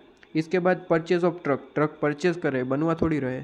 ठीक है, मशीनरी हो कुछ भी आप परचेज डायरेक्ट कर रहे, नॉन क्वालिफाइड है। ठीक है, और नॉन क्वालिफाइड है तो पीएनएल में जाएगा इसका इंटरेस्ट। ठीक है, अब यहाँ पे सुनना, लोन जो 50 लाख रुपीज़ ले रखी है, इसने यहाँ पे ये नहीं कहा कि जो 50 लाख रुपीज़ की लोन ले रखी है वो एग्जिट किसके लिए यूज़ करिए। यहाँ पे तो टोटल 4 असेट आपको दे रखी है और चारों के लिए यूज़ करिए, ऐसा मान के चलते हैं। ठीक है, ऐसा मान के चलेंगे कि ये 50 लाख रुपीज़ चारों के लिए यूज़ हुई है, तो चारों में बाइफरकेट करेंगे जी। अब यहाँ पे देखिए, यहाँ पे आ गए क्वेश्चन में कहा है, यहाँ पे कहा है कि machine was install on date of acquisition. Machine के हमें कोई लेना देना नहीं है, क्योंकि अगर आप मशीन इंस्टॉल कर चुके हैं, परचेज़ की थी, तो वो तो नॉन क्वालिफाइड है। ठीक है, delivery of truck was not receive, इससे भी हमें कोई लेना देना नहीं है, वो हमारे लिए एक तरीके से नॉन क्वालिफाइड असेट है। यहाँ पे कहा गया कि टोटल इंटरेस्ट जो है charge by bank 18 lakh rupees, ये 50 लाख रुपीज़ का जो यहाँ पे इंटरेस्ट है वहाँ पे कहा रखा है, हमने जो लोन लिया टोटल उस पर हमारा इंटरेस्ट चार्ज हुआ है 18 लाख रुपीज़, और आपको कहा है कि 100 ट्रीटमेंट। अच्छा, अब इलस्ट्रेशन 2 पे आइए ज़रा। इलस्ट्रेशन 2 पे हमने किस तरीके से स्टेप बाय स्टेप काम किया था, देखिए। सबसे पहले सर हमने जो है वर्क जो हमने असेट बनवाई थी, इसके लिए जो जो अमाउंट जिस तरीके से यूज़ हुआ था उस पर बाइफरकेट किया था वेटेड के हिसाब से। ठीक है, जो क्वालिफाइड असेट थी उसका जो जो अमाउंट यूज़ हुआ था जैसे जैसे उसका वेटेड यहाँ पे निकाला था, आप देख सकते हैं। ओके, उसके बाद नेक्स्ट टॉपिक क्या था, इसका वेटेड निकालने से हमें ये पता चला कि हमें कितने अमाउंट का जो लोन है उसे कितने अमाउंट का लोन है जिसे हमें कॉस्ट में ऐड करना है, कैपिटलाइज करना है। इस अमाउंट को जो है हमें निकालने के लिए वेटेड का यूज़ करना पड़ा। ठीक है। तो इस अमाउंट को जैसे ही निकाल लिया हमने, इस अमाउंट का जो भी यहाँ पे इंटरेस्ट बनता था वो हमने डायरेक्ट जो है कैपिटलाइज कर दिया असेट की कॉस्ट में, ठीक है। असेट की कॉस्ट में कैपिटलाइज कर दिया और रिमेनिंग अगर लोन बचा था तो उसे हमने जो है पीएनएल में डाल दिया था। मतलब कि यहाँ पे पहला स्टेप आपका रहा था कि वेटेड एवरेज के हिसाब से जो आपको बाइफर्केशन गिवन था उसे वेटेड एवरेज के हिसाब से आपने अमाउंट निकाल लिया, ठीक है। ओके, मेरी बात तो क्लियर है ना? हाँ जी। तो यहाँ पे देखिए इलुस्ट्रेशन 1 में देखो तो यहाँ पे आपको बाइफर्केशन ही नहीं गिवन है। आपके पास क्वालिफाइड एसेट कौन सी है? सिर्फ और सिर्फ एक ही है, कंस्ट्रक्शन ऑफ सेट। तो इसके लिए कितना, ये 50 लाख रुपीज़ अमाउंट है, तो कितना कितना अमाउंट कहाँ पे यूज़ हुआ, कितने डेट पे यूज़ हुआ, कुछ भी दे रखा है? नहीं, कुछ भी दे रखा है? नहीं। तो यहाँ पे एक एजम्पशन हमें लेनी होती है, यहाँ पे एजम्पशन लेनी होती है। एजम्पशन भी आप लिखेंगे आंसर में, ठीक है। आपको यहाँ पे आईसीए मॉड्यूल में गिवन है नहीं गिवन है आप लिखेंगे, एजम्पशन लिखेंगे। एज्यूम डेट, ये जो 50 लाख रुपीज़ है, 50 लाख रुपीज़ है वो एक साथ, 50 लाख रुपीज़ जो है वो एक साथ यूज़ हुए हैं, ऐसा यहाँ पे एजम्पशन लेते हैं। मेरी बात समझ में आ रही? ऐसे हम एजम्पशन यहाँ पे लेते हैं कि 50 लाख रुपीज़ जो है वो एक साथ यहाँ पे यूज़ हुए हैं। देखिए अब यहाँ पे आपका जो है कैलकुलेशन होगा, 50 लाख रुपीज़ एक साथ यूज़ हुए हैं, यहाँ पे हम मान के चलते हैं। तो 50 लाख रुपीज़ के हिसाब से आपको यहाँ पे लेना होता है। यहाँ पे सही तरीका नहीं दे रखा है आंसर में, मैं दिखाता हूँ।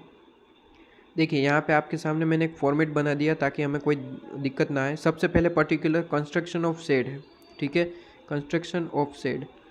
अब मुझे ये बताइए कि आपका ये जो कंस्ट्रक्शन ऑफ शेड है वो क्वालिफाइड असेट है या फिर non qualified? Sir qualified asset है, सब्सटेंशियल पीरियड लगा है उसे बनने में, ठीक है।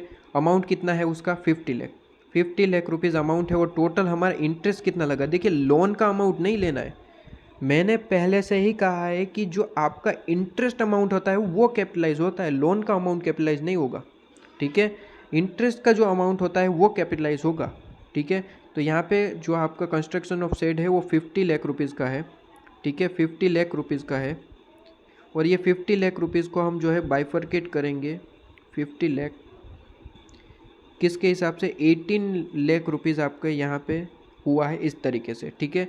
तो यहाँ पे देखिए, यहाँ पे सिंपल सा आपको समझाता हूँ कि यहाँ पे टोटल आपका जो है 18 लाख जो आपका इंटरेस्ट है वो लगा कितने अमाउंट पे है? वो आपका लगा है इतने अमाउंट पे। यहाँ पे 50 लाख 40 लाख टोटल लगाइए, इसका टोटल इसका लगाइए फटाफट।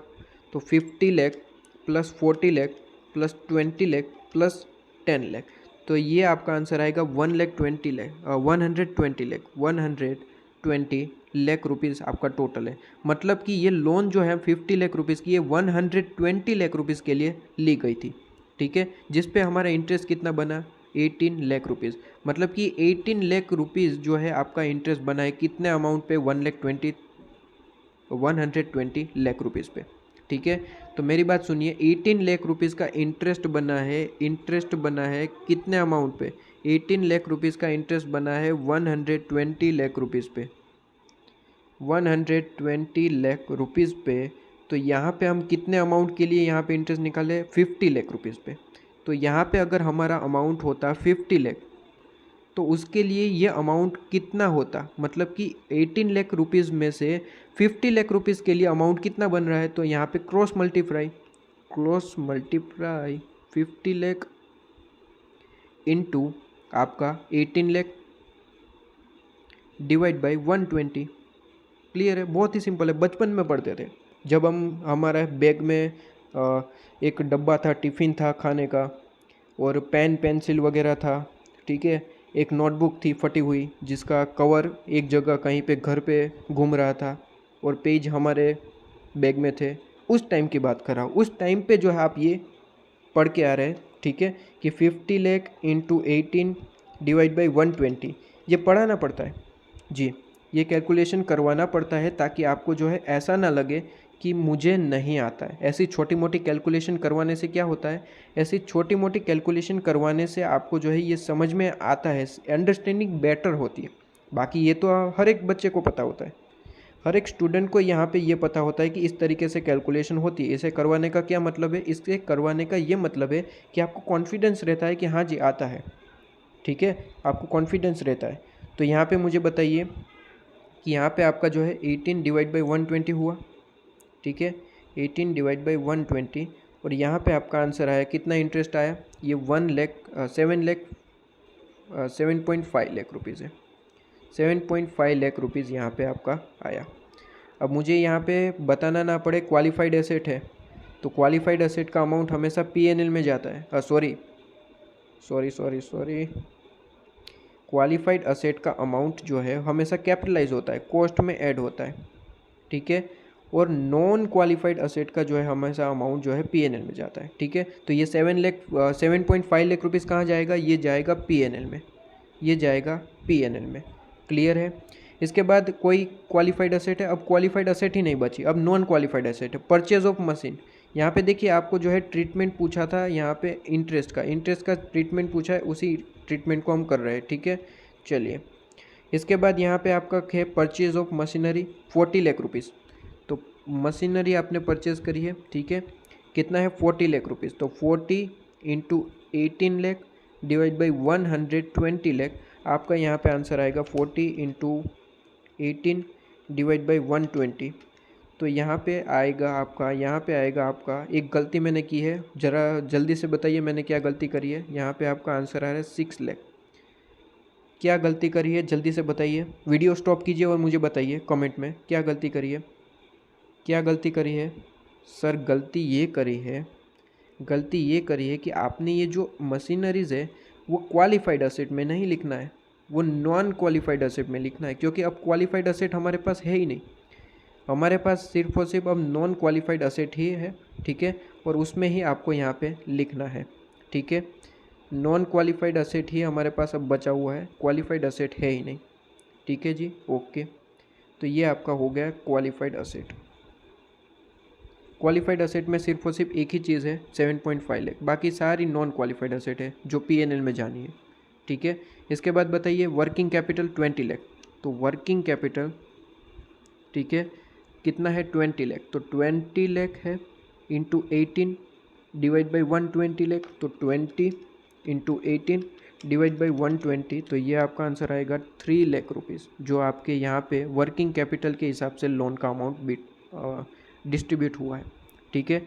और लास्ट में आपका यहाँ पे है advance for purchase of truck purchase करा है, ठीक है, एडवांस कितना अमाउंट है 10 लाख, तो 10 लाख का बाइफर्केशन होगा 10 इंटू 18 डिवाइड बाई 120, तो यहाँ पे आप आंसर आएगा 10 इंटू 18 डिवाइड बाई 120, तो यहाँ पे 1.5 लाख, ठीक है जी।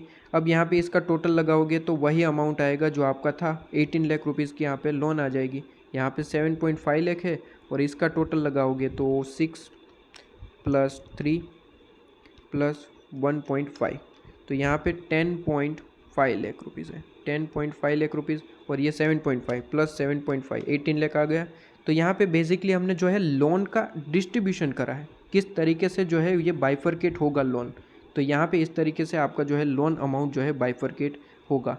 सर एग्ज़ाम में किस तरीके से लिखना है, ये जो मैंने टेबल बताया इस तरीके से ही आपको एग्ज़ाम में लिखना है, और यहाँ पे लिखना है कि ये कॉस्ट में ऐड होगा, ये P&L में, ठीक है, और इस तरीके से आपको बाइफरकेट करना है। सभी को क्लियर है, बहुत ही सिंपल सी बात है, क्वालिफाइड एसेट है कॉस्ट में ऐड होगा, नॉन क्वालिफाइड है P&L में ऐड होगा, ठीक है। चलिए इलुस्ट्रेशन नंबर 3 पे आइए, बहुत ही सिंपल सा इलुस्ट्रेशन है, इलुस्ट्रेशन नंबर 3 पे आइए। कहता है कि यहाँ पे जो है इलुस्ट्रेशन 3 क्या कहता है, कहता है कि कंपनी है जिन्होंने एक लोन ली है जिसकी अमाउंट जो है वो है ₹580 लाख रुपीज़। अब यहाँ पे देखना लोन किसके लिए ली है, लोन ली है modernisation and renovation of plant, मतलब कि रिनोवेशन का काम है, ठीक है, मॉडर्नाइजेशन और रिनोवेशन, मतलब कि यहाँ पे एज्यूम किया जाता है, देखिए ये इंस्टीट्यूट ने ही बताया है, ठीक है, इंस्टीट्यूट ने क्या बताया है, इंस्टीट्यूट ने बताया है कि अगर आपका काम लोन जो ले रहे वो अगर मॉडर्नाइजेशन एंड रिनोवेशन के लिए लिया जा रहा है, तो यहाँ पे एक एजम्पशन बनती है, और जो आपको आंसर में भी लिखनी है, ठीक है, एजम्पशन बनती है कि जो आपको आंसर में भी लिखनी है, एजम्पशन बनती है, एक एजम्पशन बनती है। कौन सी एजम्पशन बनती है? एजम्पशन बनती है कि ये जो आपने लोन ली है वो क्वालिफाइड एसेट के लिए ही ली है, ठीक है। अगर एसेट के आपके रिनोवेशन के लिए अगर आप जो है ये लोन ले रहे हैं तो उसे हम कहेंगे कि ये क्वालिफाइड एसेट के लिए ही आपने लिया है। क्लियर है? यहाँ पे बाद में कहा है कि क्या कहा है कि plant and machinery acquire under the modernisation scheme and installation complete 31 March 2002 को। मतलब कि यहाँ पे देखिए उसने ये भी कहा है कि यहाँ पे टाइम लगा है, इंस्टॉलेशन में आपका टाइम लगा है और सब्सटेंशियल पीरियड याद आना चाहिए। तो इससे भी हमें ये पता चल गया कि ये जो आपकी लोन ले रखी है वो क्वालिफाइड असेट के लिए ले रखी है, प्लांट एंड मशीनरी के लिए, ठीक है। टोटल यहाँ पे लोन आपने 580 लाख की ली है और यहाँ पे कहा है कि ये renovation of plant and machinery के लिए ले रखी है, ठीक है। इसके बाद यहाँ पे कहा गया है कि जो एक्वायर यहाँ पे प्लांट एंड मशीनरी करी गई है, modernisation scheme and installation complete on 31 March. Amount यहाँ पे कहा गया है 406 लाख। मतलब कि यहाँ पे प्लांट एंड मशीनरीज के लिए हमने जो है यहाँ पे अमाउंट कितना खर्चा किया है, 406 लाख। पूरे 580 लाख का खर्चा नहीं किया है। मेरी बात सुनिए, आपने खर्चा इसमें से लोन जो अमाउंट है 580 लाख की, उसमें से 406 लाख रुपीज़ का जो है खर्चा प्लांट एंड मशीनरी के लिए करा है। तो ये 406 लाख रुपीज़ जो है वो आपका जो है क्वालिफाइड एसेट में आएगा। और बाकी का जो बाइफर्केशन है, आगे कुछ कहा है तो उसका भी हम जो है बाइफर्केशन देख लेते हैं। अगर वो क्वालिफाइड एसेट में है तो वो अमाउंट भी आपका कॉस्ट में ऐड हो जाएगा, ठीक है। आगे देखते हैं क्या अमाउंट है। आगे कहा है कि 58 lakh rupees has been advance to supplier for additional asset and the balance जो अमाउंट है 116 lakh has been utilise for working capital. मैंने यहाँ पे वर्ड क्या यूज़ करा है, जल्दी से याद कीजिए। मैंने कुछ बताया था वर्किंग कैपिटल के हिसाब से, जल्दी से याद कीजिए। इलस्ट्रेशन वन में बताया था वर्किंग कैपिटल अगर वर्ड दे रखा है तो याद आया।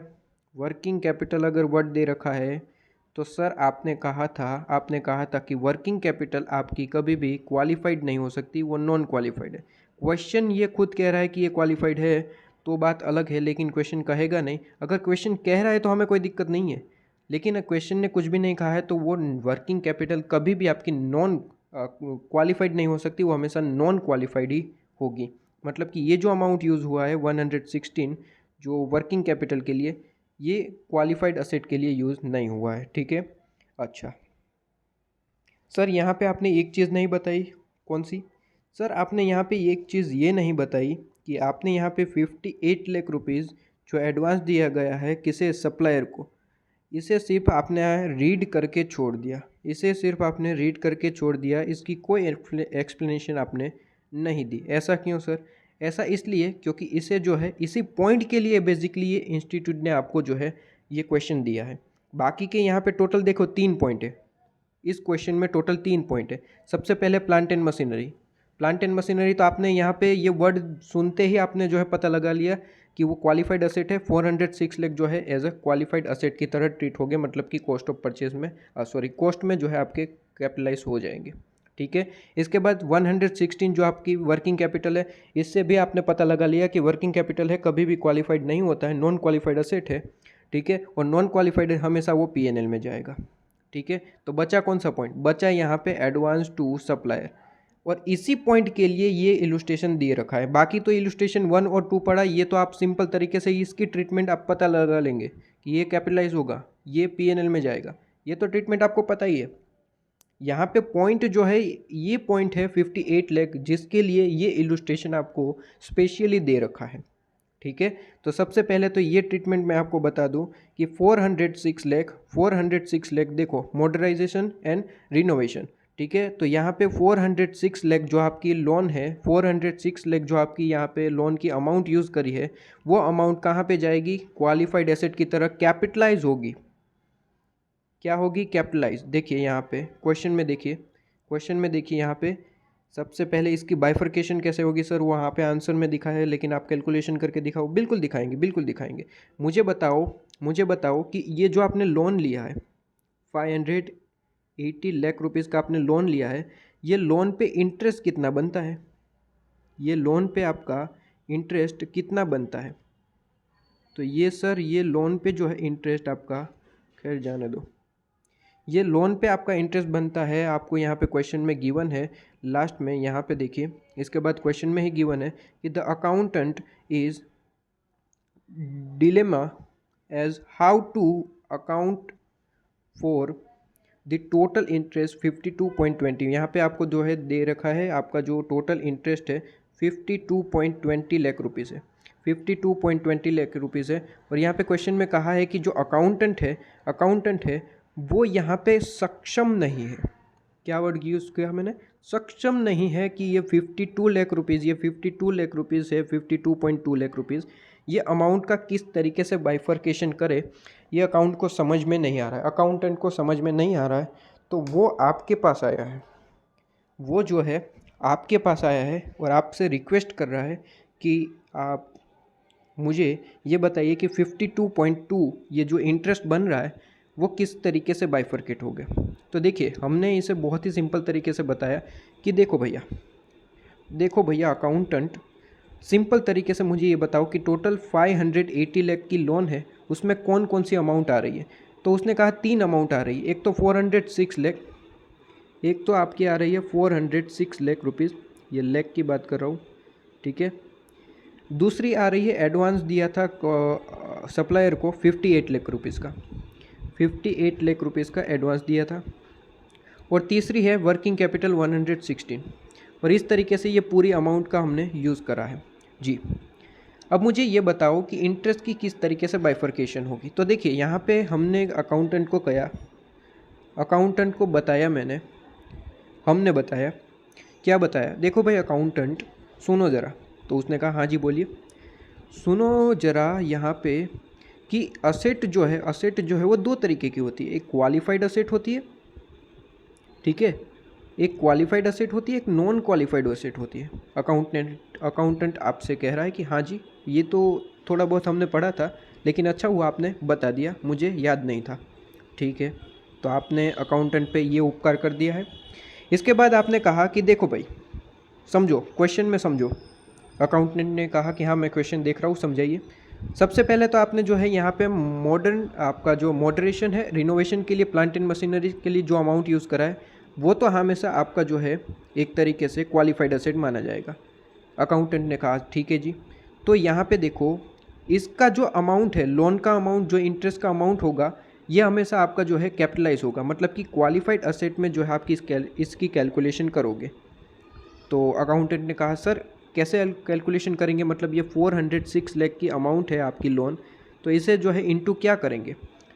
तो आपने कहा देखो अकाउंटेंट भैया ने कहा हाँ जी, आप जब छोटे थे, जब आपकी बैग में किताबें थी जिसके कवर जो है वो घर पे रहते थे, आपकी किताबें जो है फटी हुई थी, आपके एक बैग में एक टिफ़िन बॉक्स था, तब आप पढ़ते थे, क्या पढ़ते थे, तब आप ये पढ़ते थे कि यहाँ पे सिंपली आपको जो है कैलकुलेशन पढ़ते थे। क्या कैलकुलेशन पढ़ते थे कि 580 लाख की लोन है, 580 लाख रुपीज़ की लोन है, तो उस पर आप इंटरेस्ट कितना पे कर रहे हो, टोटल इंटरेस्ट पे कर रहे हैं 52.20 लाख, 52.20 लाख रुपीज़ का इंटरेस्ट जो है आप पे कर रहे हो।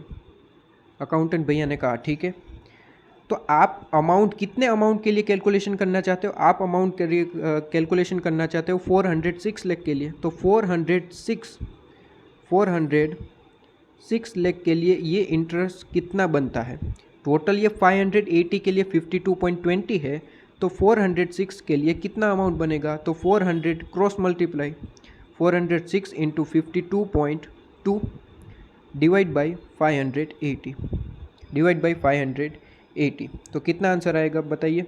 52.2 डिवाइड बाई 580, मुझे बताइए कितना आंसर आएगा। यह आपका आंसर आएगा 406 इंटू 52.2 डिवाइड बाई 580। तो यहाँ पे आपका जो कैपिटलाइज होगा अमाउंट वो आएगा आपका इंटरेस्ट में से 36.54। ठीक है, ये इन लाख रुपीज़ है। ठीक है, इन लाख रुपीज़ है। ओके सर, तो ये तो समझ में आ गया। फिर आपने कहा अकाउंटेंट भैया ये बाइफर्केशन समझ में आया? अकाउंटेंट भैया ने कहा हाँ जी। तो देखो ये जो 36.54 अमाउंट आया वो कैपिटलाइज होगा। क्या होगा? कैपिटलाइज होगा। क्यों होगा? क्योंकि वो अमाउंट जो है आपकी कैपिटलाइज क्वालिफाइड असेट में आती थी। अच्छा, फिर आपने कहा अकाउंटेंट भैया नीचे आ जाओ। अच्छा, कहाँ पे? यहाँ पे वर्किंग कैपिटल में आ जाओ। जी, वर्किंग कैपिटल जो है हमेशा आपकी नॉन क्वालिफाइड असेट होती है। 116 लाख रुपीज़ है, वो हमेशा आपकी नॉन क्वालिफाइड एसेट है। नॉन क्वालिफाइड एसेट है तो उसका जो भी अमाउंट होगा वो कहाँ पे जाएगा? पीएनएल में। ठीक है, तो आपने कहा अकाउंटेंट भैया बहुत ही सिंपल सी कैलकुलेशन है। 116 लाख रुपीज़ आपका अमाउंट है, उस पर आपको जो है इंटरेस्ट की अमाउंट कैलकुलेट करनी है। और आपने जैसे कि कहा 580 लाख की टोटल हमने लोन ली है, जिस पे टोटल आपका इंटरेस्ट बनता है 52.20। तो 116 पे कितना बनेगा? क्रॉस मल्टीप्लाई होगा, क्रॉस मल्टीप्लाई होगा, cross multiply 116 into 52.2 divide by 580। ठीक है, तो यहाँ पे आपका आंसर आएगा 10.44, 10.44। ठीक है, इसके बाद यहाँ पे एक और बात आ गई। जैसे ही आपने यहाँ पे ये बात ख़त्म करी, अकाउंटेंट भैया ने पूछ लिया कि ये 58 लाख रुपीज़ का क्या करना है, ये बता दो। और आप जो है कंफ्यूज हो गए, और आप जो है कंफ्यूज हो गए क्योंकि ये तो आपको भी नहीं आता। तो आपने कहा कि रुको अकाउंटेंट भैया, हम सर से जान लेते हैं, सर क्या कह रहे हैं। तो देखिए यहाँ पे आईसीएआई ने बड़ा ही क्लियर बताया है कि अगर यहाँ पे किसी असेट परचेस करने के लिए, कोई असेट परचेस करने के लिए आपने जो उसे एडवांस दिया है, तो यहाँ पे ये देखा जाता है कि वो असेट कौन सी है। वो असेट क्या क्वालिफाइड असेट है? क्वालिफाइड असेट के लिए वो एडवांस जो है आपने लिया है, एडिशनल असेट के लिए जो आपकी असेट थी उसमें कुछ एडिशनल असेट आपने एडवांस दिया है एडिशनल असेट के लिए, तो वो क्या असेट क्वालिफाइड असेट थी? अगर क्वालिफाइड असेट थी तो ये अमाउंट भी आपका जो है क्वालिफाइड एज अ ट्रीट किया जाएगा। ठीक है, अगर वो क्वालिफाइड असेट नहीं थी तो ये अमाउंट भी नॉन क्वालिफाइड असेट में ही ट्रीट किया जाएगा। तो यहाँ पे सिंपली ये देखा गया कि ये जो सप्लायर को जो एडवांस पेमेंट हुआ था एसेट के लिए, वो एसेट तो आपका जो है प्लांट एंड मशीनरी है। और प्लांट एंड मशीनरी यहाँ पे कहा गया है कि मॉडरेशन और रिनोवेशन हुआ है, मतलब कि वो क्वालिफाइड एसेट है। और क्वालिफाइड एसेट के लिए आपको फर्दर एडिशनल एसेट के लिए आपने जो है एडवांस सप्लायर को पे किया है, वो भी आपका जो है क्वालिफाइड ट्रीट किया जाएगा, एज ए क्वालिफाइड आपका ट्रीट किया जाएगा। तो यहाँ पे एडवांस टू सप्लायर आप देख सकते हैं क्वालिफाइड ट्रीट किया जाएगा। ठीक है, तो एडवांस कितना दिया है सप्लायर को? 58 लाख रुपीज़ एडवांस दिया गया है। तो 58 लाख रुपीज़ पे इंटरेस्ट कितना होगा वो हमें देखना है। तो सिंपल सी बात है, 580 लाख टोटल लोन अमाउंट है, जिस पे टोटल इंटरेस्ट आपका बनता है 52.20 लाख। तो हमें निकालना है 58 लाख पे कैसे होगा? तो cross multiply 58 into 52.20 divide by 580 lakh. तो ये आपका आंसर आ जाएगा 5.22 लाख। क्लियर है? ओके सभी को? बहुत ही सिंपल सी बात है, सिर्फ और सिर्फ एक ही पॉइंट समझना था, और ये पॉइंट है एडवांस टू सप्लायर। तो हमें सिंपली ये देखना है कि एडिशनल जो असेट हमने मंगवाई है वो एसेट जो है किसके लिए, कौन सी एडिशनल एसेट है? प्लांट एंड मशीनरी वाली। ठीक है, उसके लिए हमने एडवांस पेमेंट किया है सप्लायर को। तो अगर ये आपकी एडिशनल असेट है, वो आपकी क्वालिफाइड थी, तो इसे भी, ये जो एडवांस पे किया गया उसे भी qualified asset as a treat किया जाएगा और उस तरीके से कैलकुलेशन की जाएगी। क्लियर है? ओके जी। तो यहाँ पे ये सभी कुछ यहाँ पे कंप्लीट होता है क्या जी? एक और क्वेश्चन है, यहाँ पे एक और क्वेश्चन है, बड़ा ही मज़ेदार क्वेश्चन है। देखिए सबसे पहले यहाँ पे कहा गया है कि टेक लिमिटेड है, जिन्होंने 30 लाख रुपीज़ जो है स्टेट बैंक ऑफ इंडिया से जो है बोरो किए हैं, मतलब कि as a loan. As a loan जो है यहाँ पे 30 लाख रुपीज़ जो है बोरो किए। अब यहाँ पे कहा गया कि ये borrowing are used in share give limited subsidiary company of take limited, मतलब कि ये जो यहाँ पे 30 लाख रुपीज़ हमने टेक लिमिटेड ने जो है बोरो किए हैं, ये इन्वेस्ट कर दिए गए। किस में इन्वेस्ट किए? ये शेयर्स में इन्वेस्ट किए। कौन से कंपनी के शेयर? कंपनी है गिव लिमिटेड। और गिव लिमिटेड क्या है? गिव लिमिटेड है वो टेक लिमिटेड की ही सब्सिडरी कंपनी है। ठीक है, इन्वेस्टमेंट किया है ये अमाउंट का इन्वेस्टमेंट किया है। इसके बाद उसने कहा कि which is implementing a new project, estimated cost जो है वो 50 लाख रुपीज़ है। मतलब कि ये सब्सिडरी जो कंपनी है जिसमें हमने ये 30 लाख रुपीज़ जो है इन्वेस्ट कर दिए, हमारी ही सब्सिडरी कंपनी है जिसका नाम है गिव लिमिटेड। इसमें हमने 30 लाख रुपीज़ इन्वेस्ट कर दिए और ये गिव लिमिटेड क्या कर रही है? गिव लिमिटेड एक नया प्रोजेक्ट पे काम कर रही है जिसकी कॉस्ट है 50 लाख रुपीज़ की। अब यहाँ पे कह रहा है कि यहाँ पे since the said project was not complete, अभी तक प्रोजेक्ट कंप्लीट नहीं हुआ है, ऐसा यहाँ पे कहा गया। ठीक है जी। The directors of take Limited, जो टेक लिमिटेड के डायरेक्टर है, वो कह रहे हैं कि resolve to capitalise the interest accruing on borrowing amount to 4 lakh rupees and add it cost of investment. मतलब ये क्या कह रहे हैं? ये 30 लाख रुपीज़ जो इन्वेस्ट किए ना गिव लिमिटेड में, सब्सिडरी कंपनी, वो कह रहे हैं कि ये 30 लाख में से अभी जो है वो 4 लाख एज अ कैपिटलाइज करना चाहते हैं इन्वेस्टमेंट की कॉस्ट में। उसने ये भी कहा है कि इन्वेस्टमेंट जो है सब्सटेंशियल पीरियड ले रहा है, मतलब कि अभी तक कंप्लीट नहीं हुआ है, मतलब कि पीरियड लग रहा है, इसमें टाइम लग रहा है। तो यहाँ पे कह रहा है कि ये जो अमाउंट है क्या ये कैपिटलाइज कर सकते हैं? जो ये 4 लाख रुपीज़ है क्या कैपिटलाइज कर सकते हैं? बिल्कुल भी नहीं। क्योंकि देखिए मैंने कहा यहाँ पे असेट होती है, बिल्डिंग होती है, उस पर आपका क्वालिफाइड असेट होता है। इन्वेस्टमेंट कब से जो है आपका क्वालिफाइड असेट होगा? इन्वेस्टमेंट के लिए कोई टाइम लगता है? देखिए इसने कहा ये प्रोजेक्ट में टाइम लग रहा है। आपको कहीं पे इन्वेस्ट करना है, मान लो शेयर्स में इन्वेस्ट करना है, तो शेयर्स में इन्वेस्ट करने में क्या कोई टाइम लगता है? बिल्कुल भी नहीं। टाइम कब लगेगा? आपके पास 50 लाख रुपीज़ है, इन्वेस्ट करना चाहते हो, जाओ मार्केट में, तुरंत इन्वेस्ट हो जाएगा। आपके पास पैसे हैं, तुरंत इन्वेस्ट हो जाएगा। ठीक है, आप एक बार जाओ मार्केट में, वहाँ पे जाओ और कहो कि मेरे पास 50 लाख रुपीज़ है, ज़ोर ज़ोर से चिल्लाओ कि 50 लाख रुपीज़ मेरे पास है और मुझे उसे इन्वेस्ट करना है, तो मार्केट में 100 लोग, 100 लोग जो है आपके पास आ जाएंगे कि यहाँ पे इन्वेस्ट करो, यहाँ पे इन्वेस्ट करो, यहाँ पे इन्वेस्ट करो, तुरंत हो जाएगा।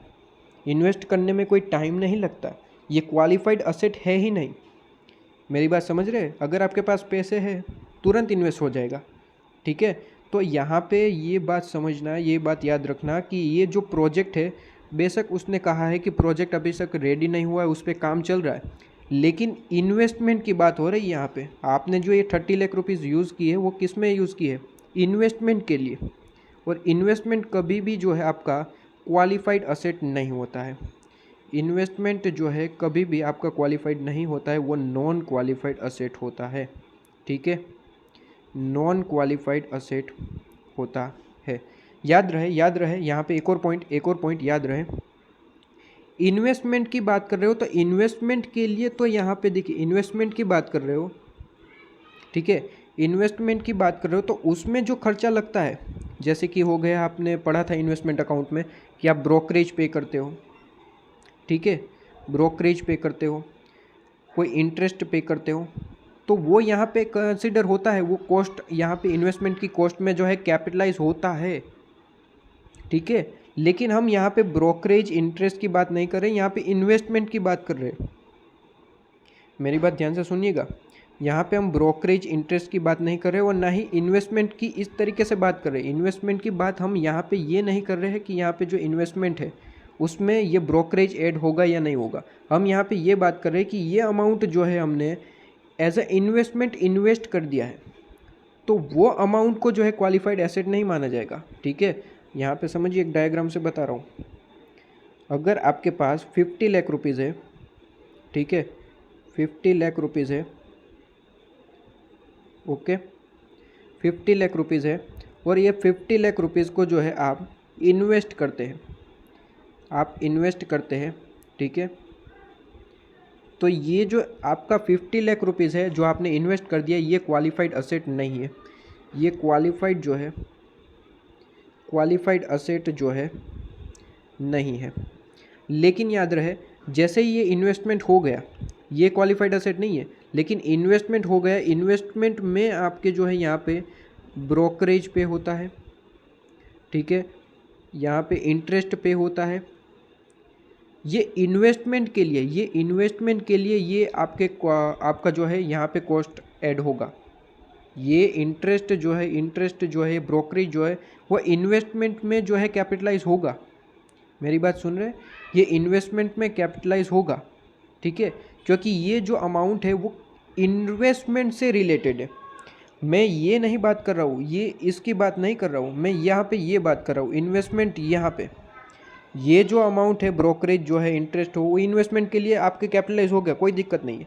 लेकिन हम यहाँ पे इसकी बात नहीं कर रहे हैं, हम यहाँ पे इस स्टेज की बात कर रहे हैं, फर्स्ट स्टेज जहाँ पे आप इन्वेस्टमेंट कर रहे हैं, ठीक है, जहाँ पे आप इन्वेस्टमेंट कर रहे हैं उसे हम क्वालिफाइड एसेट नहीं मानेंगे, क्योंकि इन्वेस्टमेंट में किसी भी तरीके का सब्सटेंशियल टाइम नहीं लगता है। आप इन्वेस्ट करना चाहते हो तुरंत कर दीजिए, कोई दिक्कत नहीं है, ठीक है। यहाँ पे जो है इन्वेस्टमेंट करने के बाद ब्रोकरेज इंटरेस्ट वगैरह जो पे होता है वो आपका कैपिटलाइज होगा। लेकिन यहाँ पे जो इन्वेस्टमेंट कर रहे हैं, ये इन्वेस्टमेंट अमाउंट जो है वो आपकी क्वालिफाइड नहीं मानी जाएगी, ठीक है। तो यहाँ पे वही बात करी गई कि ये 30 लाख रुपीज़ जो है, जिसमें से आप 4 लाख रुपीज़ एज अ आप जो है कैपिटलाइज करना चाहते हो, बिल्कुल भी सही नहीं है। सबसे पहले देखिए, मैं बताना भूल गया पहले कि सबसे पहले एएस का कोई भी यहाँ पे एएस हो, सबसे पहले आप जो है प्रोविज़न लिखेंगे, ठीक है। और प्रोविज़न जो है वही मैंने आपको बताई कि कॉस्ट ऑफ इन्वेस्टमेंट में जो है ये आपका सारा ऐड होगा। लेकिन आप जो है इन्वेस्टमेंट में सब्सटेंशियल पीरियड नहीं लगता है, एज अ आप जो है उसे क्वालिफाइड एसेट जो है नहीं बना सकते, ठीक है। Can not constitute as a cost in investment, okay. इसके बाद लास्ट में आप जो है आंसर लिखेंगे कि ये जो आपके डायरेक्टर ऑफ टेक लिमिटेड है वो कैपिटलाइज नहीं कर सकते इस अमाउंट को, ठीक है जी, इस अमाउंट को कैपिटलाइज नहीं कर सकते हैं, ओके। इसके बाद आप आइए, अगर प्रैक्टिकल क्वेश्चन में कोई आंसर क्वेश्चन यहाँ पे हो तो वो भी डिस्कस कर लेते हैं, ठीक है। आइए प्रैक्टिकल क्वेश्चन, हाँ जी, प्रैक्टिकल क्वेश्चन आ जाइए 12 पे। प्रैक्टिकल क्वेश्चन नंबर 12 पे आ जाइए। ये तो आप खुद कर सकते हैं, ठीक है, यहाँ पे कोई ऐसी चीज़ ही नहीं है जो आप नहीं कर पाएंगे। सबसे पहले यहाँ पे दे रखा है एक पॉइंट यहाँ पे पढ़ाना था, एक पॉइंट यहाँ पे पढ़ाना था।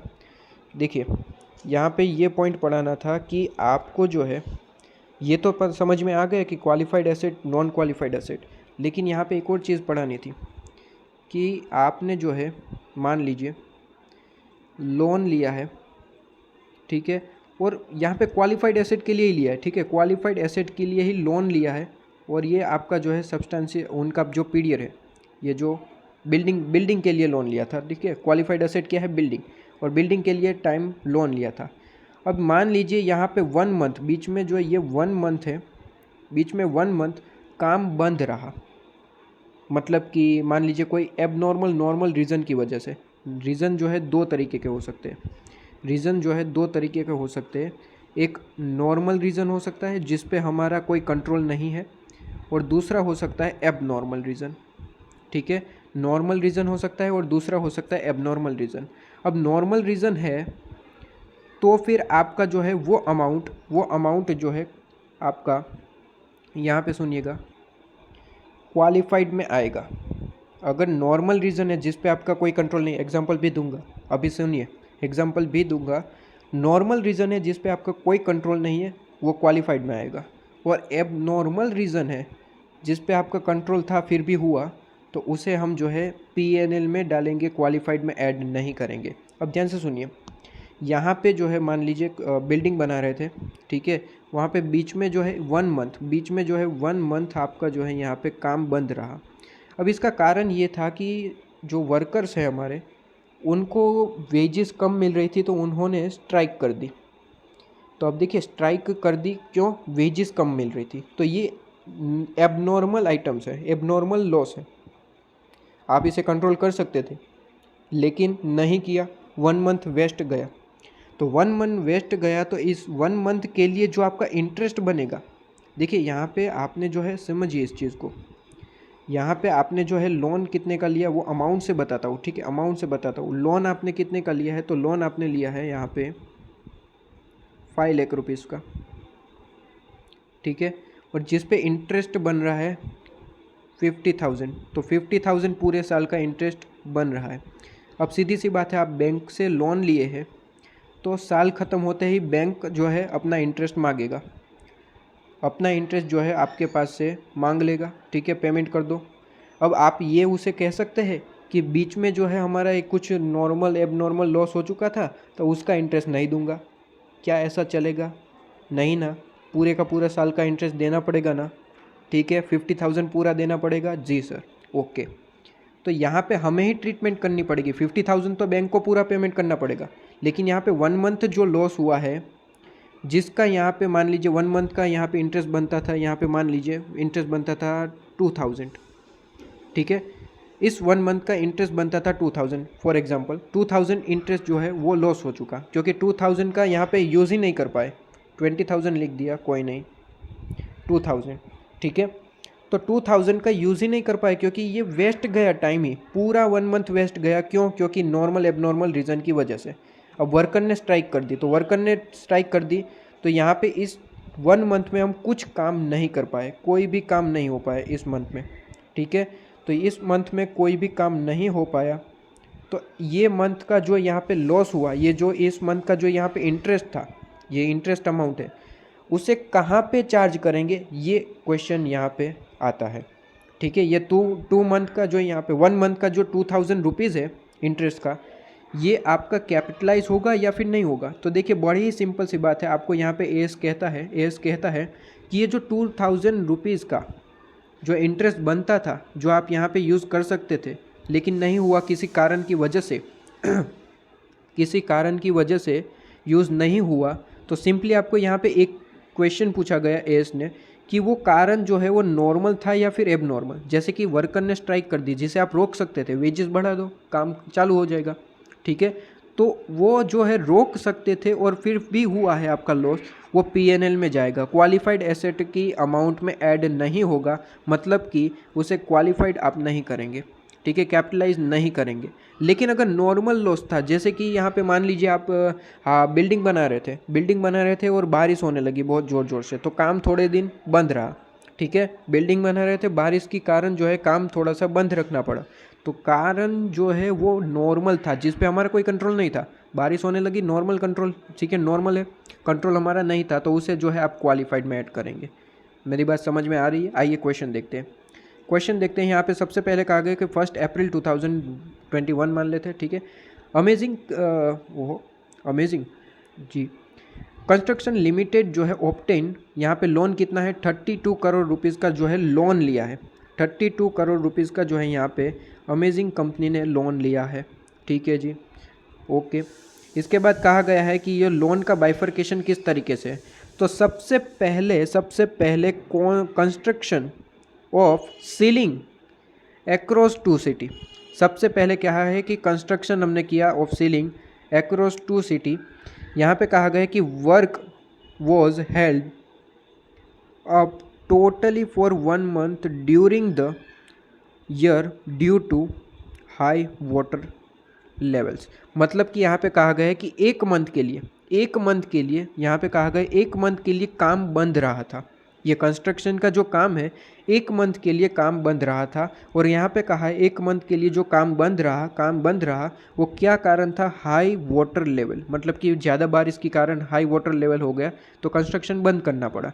तो ये जो है नॉर्मल रीज़न है, इस पर हमारा कोई कंट्रोल नहीं था। अगर हमारा कोई कंट्रोल नहीं था तो यहाँ पे सिंपली ये जो अमाउंट है उसे क्वालिफाइड मानेंगे, ठीक है, ये जो अमाउंट है वो क्वालिफाइड मानेंगे। इसका अल्टरनेटिव रीज़न भी दूंगा, मतलब कि यहाँ पे अल्टरनेटिव क्वेश्चन भी कराऊंगा, ठीक है, पहले आप यहाँ पे जो दिया है वो डिस्कस करते हैं, ठीक है।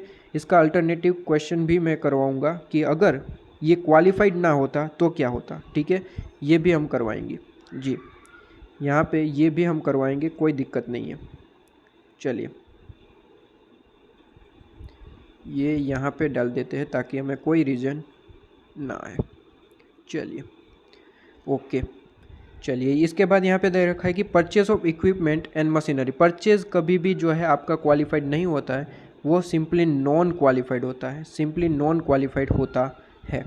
इसके बाद वर्किंग कैपिटल, मैंने कहा था वर्किंग कैपिटल आपका कभी भी क्वालिफाइड नहीं होता है, नॉन क्वालिफाइड। इसके बाद purchase of vehicle, non qualified, purchase करते हो तो नॉन क्वालिफाइड ही है, सब्सटेंशियल पीरियड लगना चाहिए बनने में, ठीक है। इसके बाद advance for tools, non qualified, non qualified. Sir आपने जो है इलस्ट्रेशन 3 करवाया था जिसमें एडवांसेस दे रखे थे क्वालिफाइड असेट के लिए, तो उसे क्वालिफाइड माना था। यहाँ पे जो है टूल्स के लिए आपने एडवांस फॉर टूल्स के लिए जो है, तो यहाँ पे जो है किसी भी तरीके से क्वालिफाइड असेट यहाँ पे कोई भी नहीं है, ठीक है। फिर purchase of technical non how, मतलब कि टेक्निकल कुछ भी परचेज करा है तो वो भी आपका जो है नॉन क्वालिफाइड है। इसके बाद यहाँ पे कहा गया कि टोटल जो आपने इंटरेस्ट है, टोटल आपका इंटरेस्ट जो है वो है आपका, टोटल इंटरेस्ट जो है वो आपका है 80 लाख रुपीज़। मतलब कि आपने जो ये लोन ले रखी थी, आपने ये जो लोन ले रखी थी, कितनी लोन जो है 32 करोड़ की लोन ले रखी थी, उस पर जो है 80 लाख रुपीज़ का जो है इंटरेस्ट बनता है, 80 लाख रुपीज़ का जो है इंटरेस्ट बनता है। और 80 लाख रुपीज़ का जो इंटरेस्ट है वो आपने ये यूज़ करा, ठीक है। तो यहाँ पे सिंपली आपको जो है बाइफरकेट करना है, कुछ भी नहीं है, ठीक है। इसका जो बाइफरकेशन होगा वो आपका जो है कहाँ पे जाएगा, कैपिटलाइजेशन में, और बाकी का नॉन क्वालिफाइड है तो जिसका बाइफरकेशन होगा वो सारा पीएनएल में जाएगा। आइए सॉल्यूशन में, जो मैंने अभी क्वेश्चन करा है इलस्ट्रेशन वही सेम है, ठीक है, वही सेम इलस्ट्रेशन है। आपके लिए प्रैक्टिस क्वेश्चन था लेकिन फिर भी करवा दिया। चलिए देखिए इलस्ट्रेशन आंसर नंबर कौन सा था, आंसर 12। देखिए सबसे पहला तो मैंने कहा कंस्ट्रक्शन जो है क्वालिफाइड एसेट है, यस क्वालिफाइड एसेट, और उसका जो अमाउंट है वो आपका कैपिटलाइजेशन होगा। अमाउंट कैसे निकलेगा, बहुत ही सिंपल है, बहुत ही सिंपल है। आपने जो है कितने का लोन लिया, लोन कितने का लिया, यहाँ पे क्वालिफाइड एसेट में अमाउंट कितना था, यहाँ पे क्वालिफाइड एसेट में अमाउंट कितना था, तो क्वालिफाइड एसेट में आप अमाउंट देखो तो कहाँ गया क्वालिफाइड एसेट, हमारा क्वेश्चन नंबर 12। क्वालिफाइड एसेट में कितना है अमाउंट, 25 करोड़। तो सिंपली समझिए कि 32 करोड़ हमारी लोन थी, अमाउंट 32 करोड़ जो है लोन अमाउंट थी, उस पे हमारा टोटल इंटरेस्ट कितना है, 80 लाख, 80 लाख हमारा अमाउंट है। तो मान लीजिए यहाँ पे कितना है, 25 करोड़, 25 करोड़ अगर हमारा अमाउंट होता तो उस पर कितना इंटरेस्ट अमाउंट बनता, तो cross multiply 25 into 80 divide by 32 crore, ठीक है। तो यहाँ पे 62.5 आएगा, 62.5, ठीक है। तो यहाँ पे देखिए 62.5 यहाँ पे आपका आंसर दिख रहा है, क्लियर है, ओके। इसके बाद सारी बाकी की नॉन, आपकी यहाँ पे नॉन क्वालिफाइड है, ठीक है। तो ये सारा पीएनएल में जाएगा और कैलकुलेशन वही जो मैंने आपको समझाई। अब तो आप कर सकते हैं ना कैलकुलेशन, अब नहीं बताना पड़ेगा ना, ठीक है। जब हम छोटे बच्चे थे, जो किताबें के कवर थे वो घर पे रहते थे, किताबें टूटी फूटी हुई थी, और जब हमारे बैग में जो है टिफ़िन रहता था उस टाइम पे जो कैलकुलेशन कर रहे थे वो कैलकुलेशन यहाँ पे है, ठीक है, वो कैलकुलेशन आप सीखे, ठीक है। इसके बाद कोई क्वेश्चन है यहाँ पे जो बाकी रह गया वो हमारा क्वेश्चन नंबर 12 करवाया मैंने। इसके बाद कोई क्वेश्चन बाकी है क्या यहाँ पे, ये जो क्वेश्चन है आपका,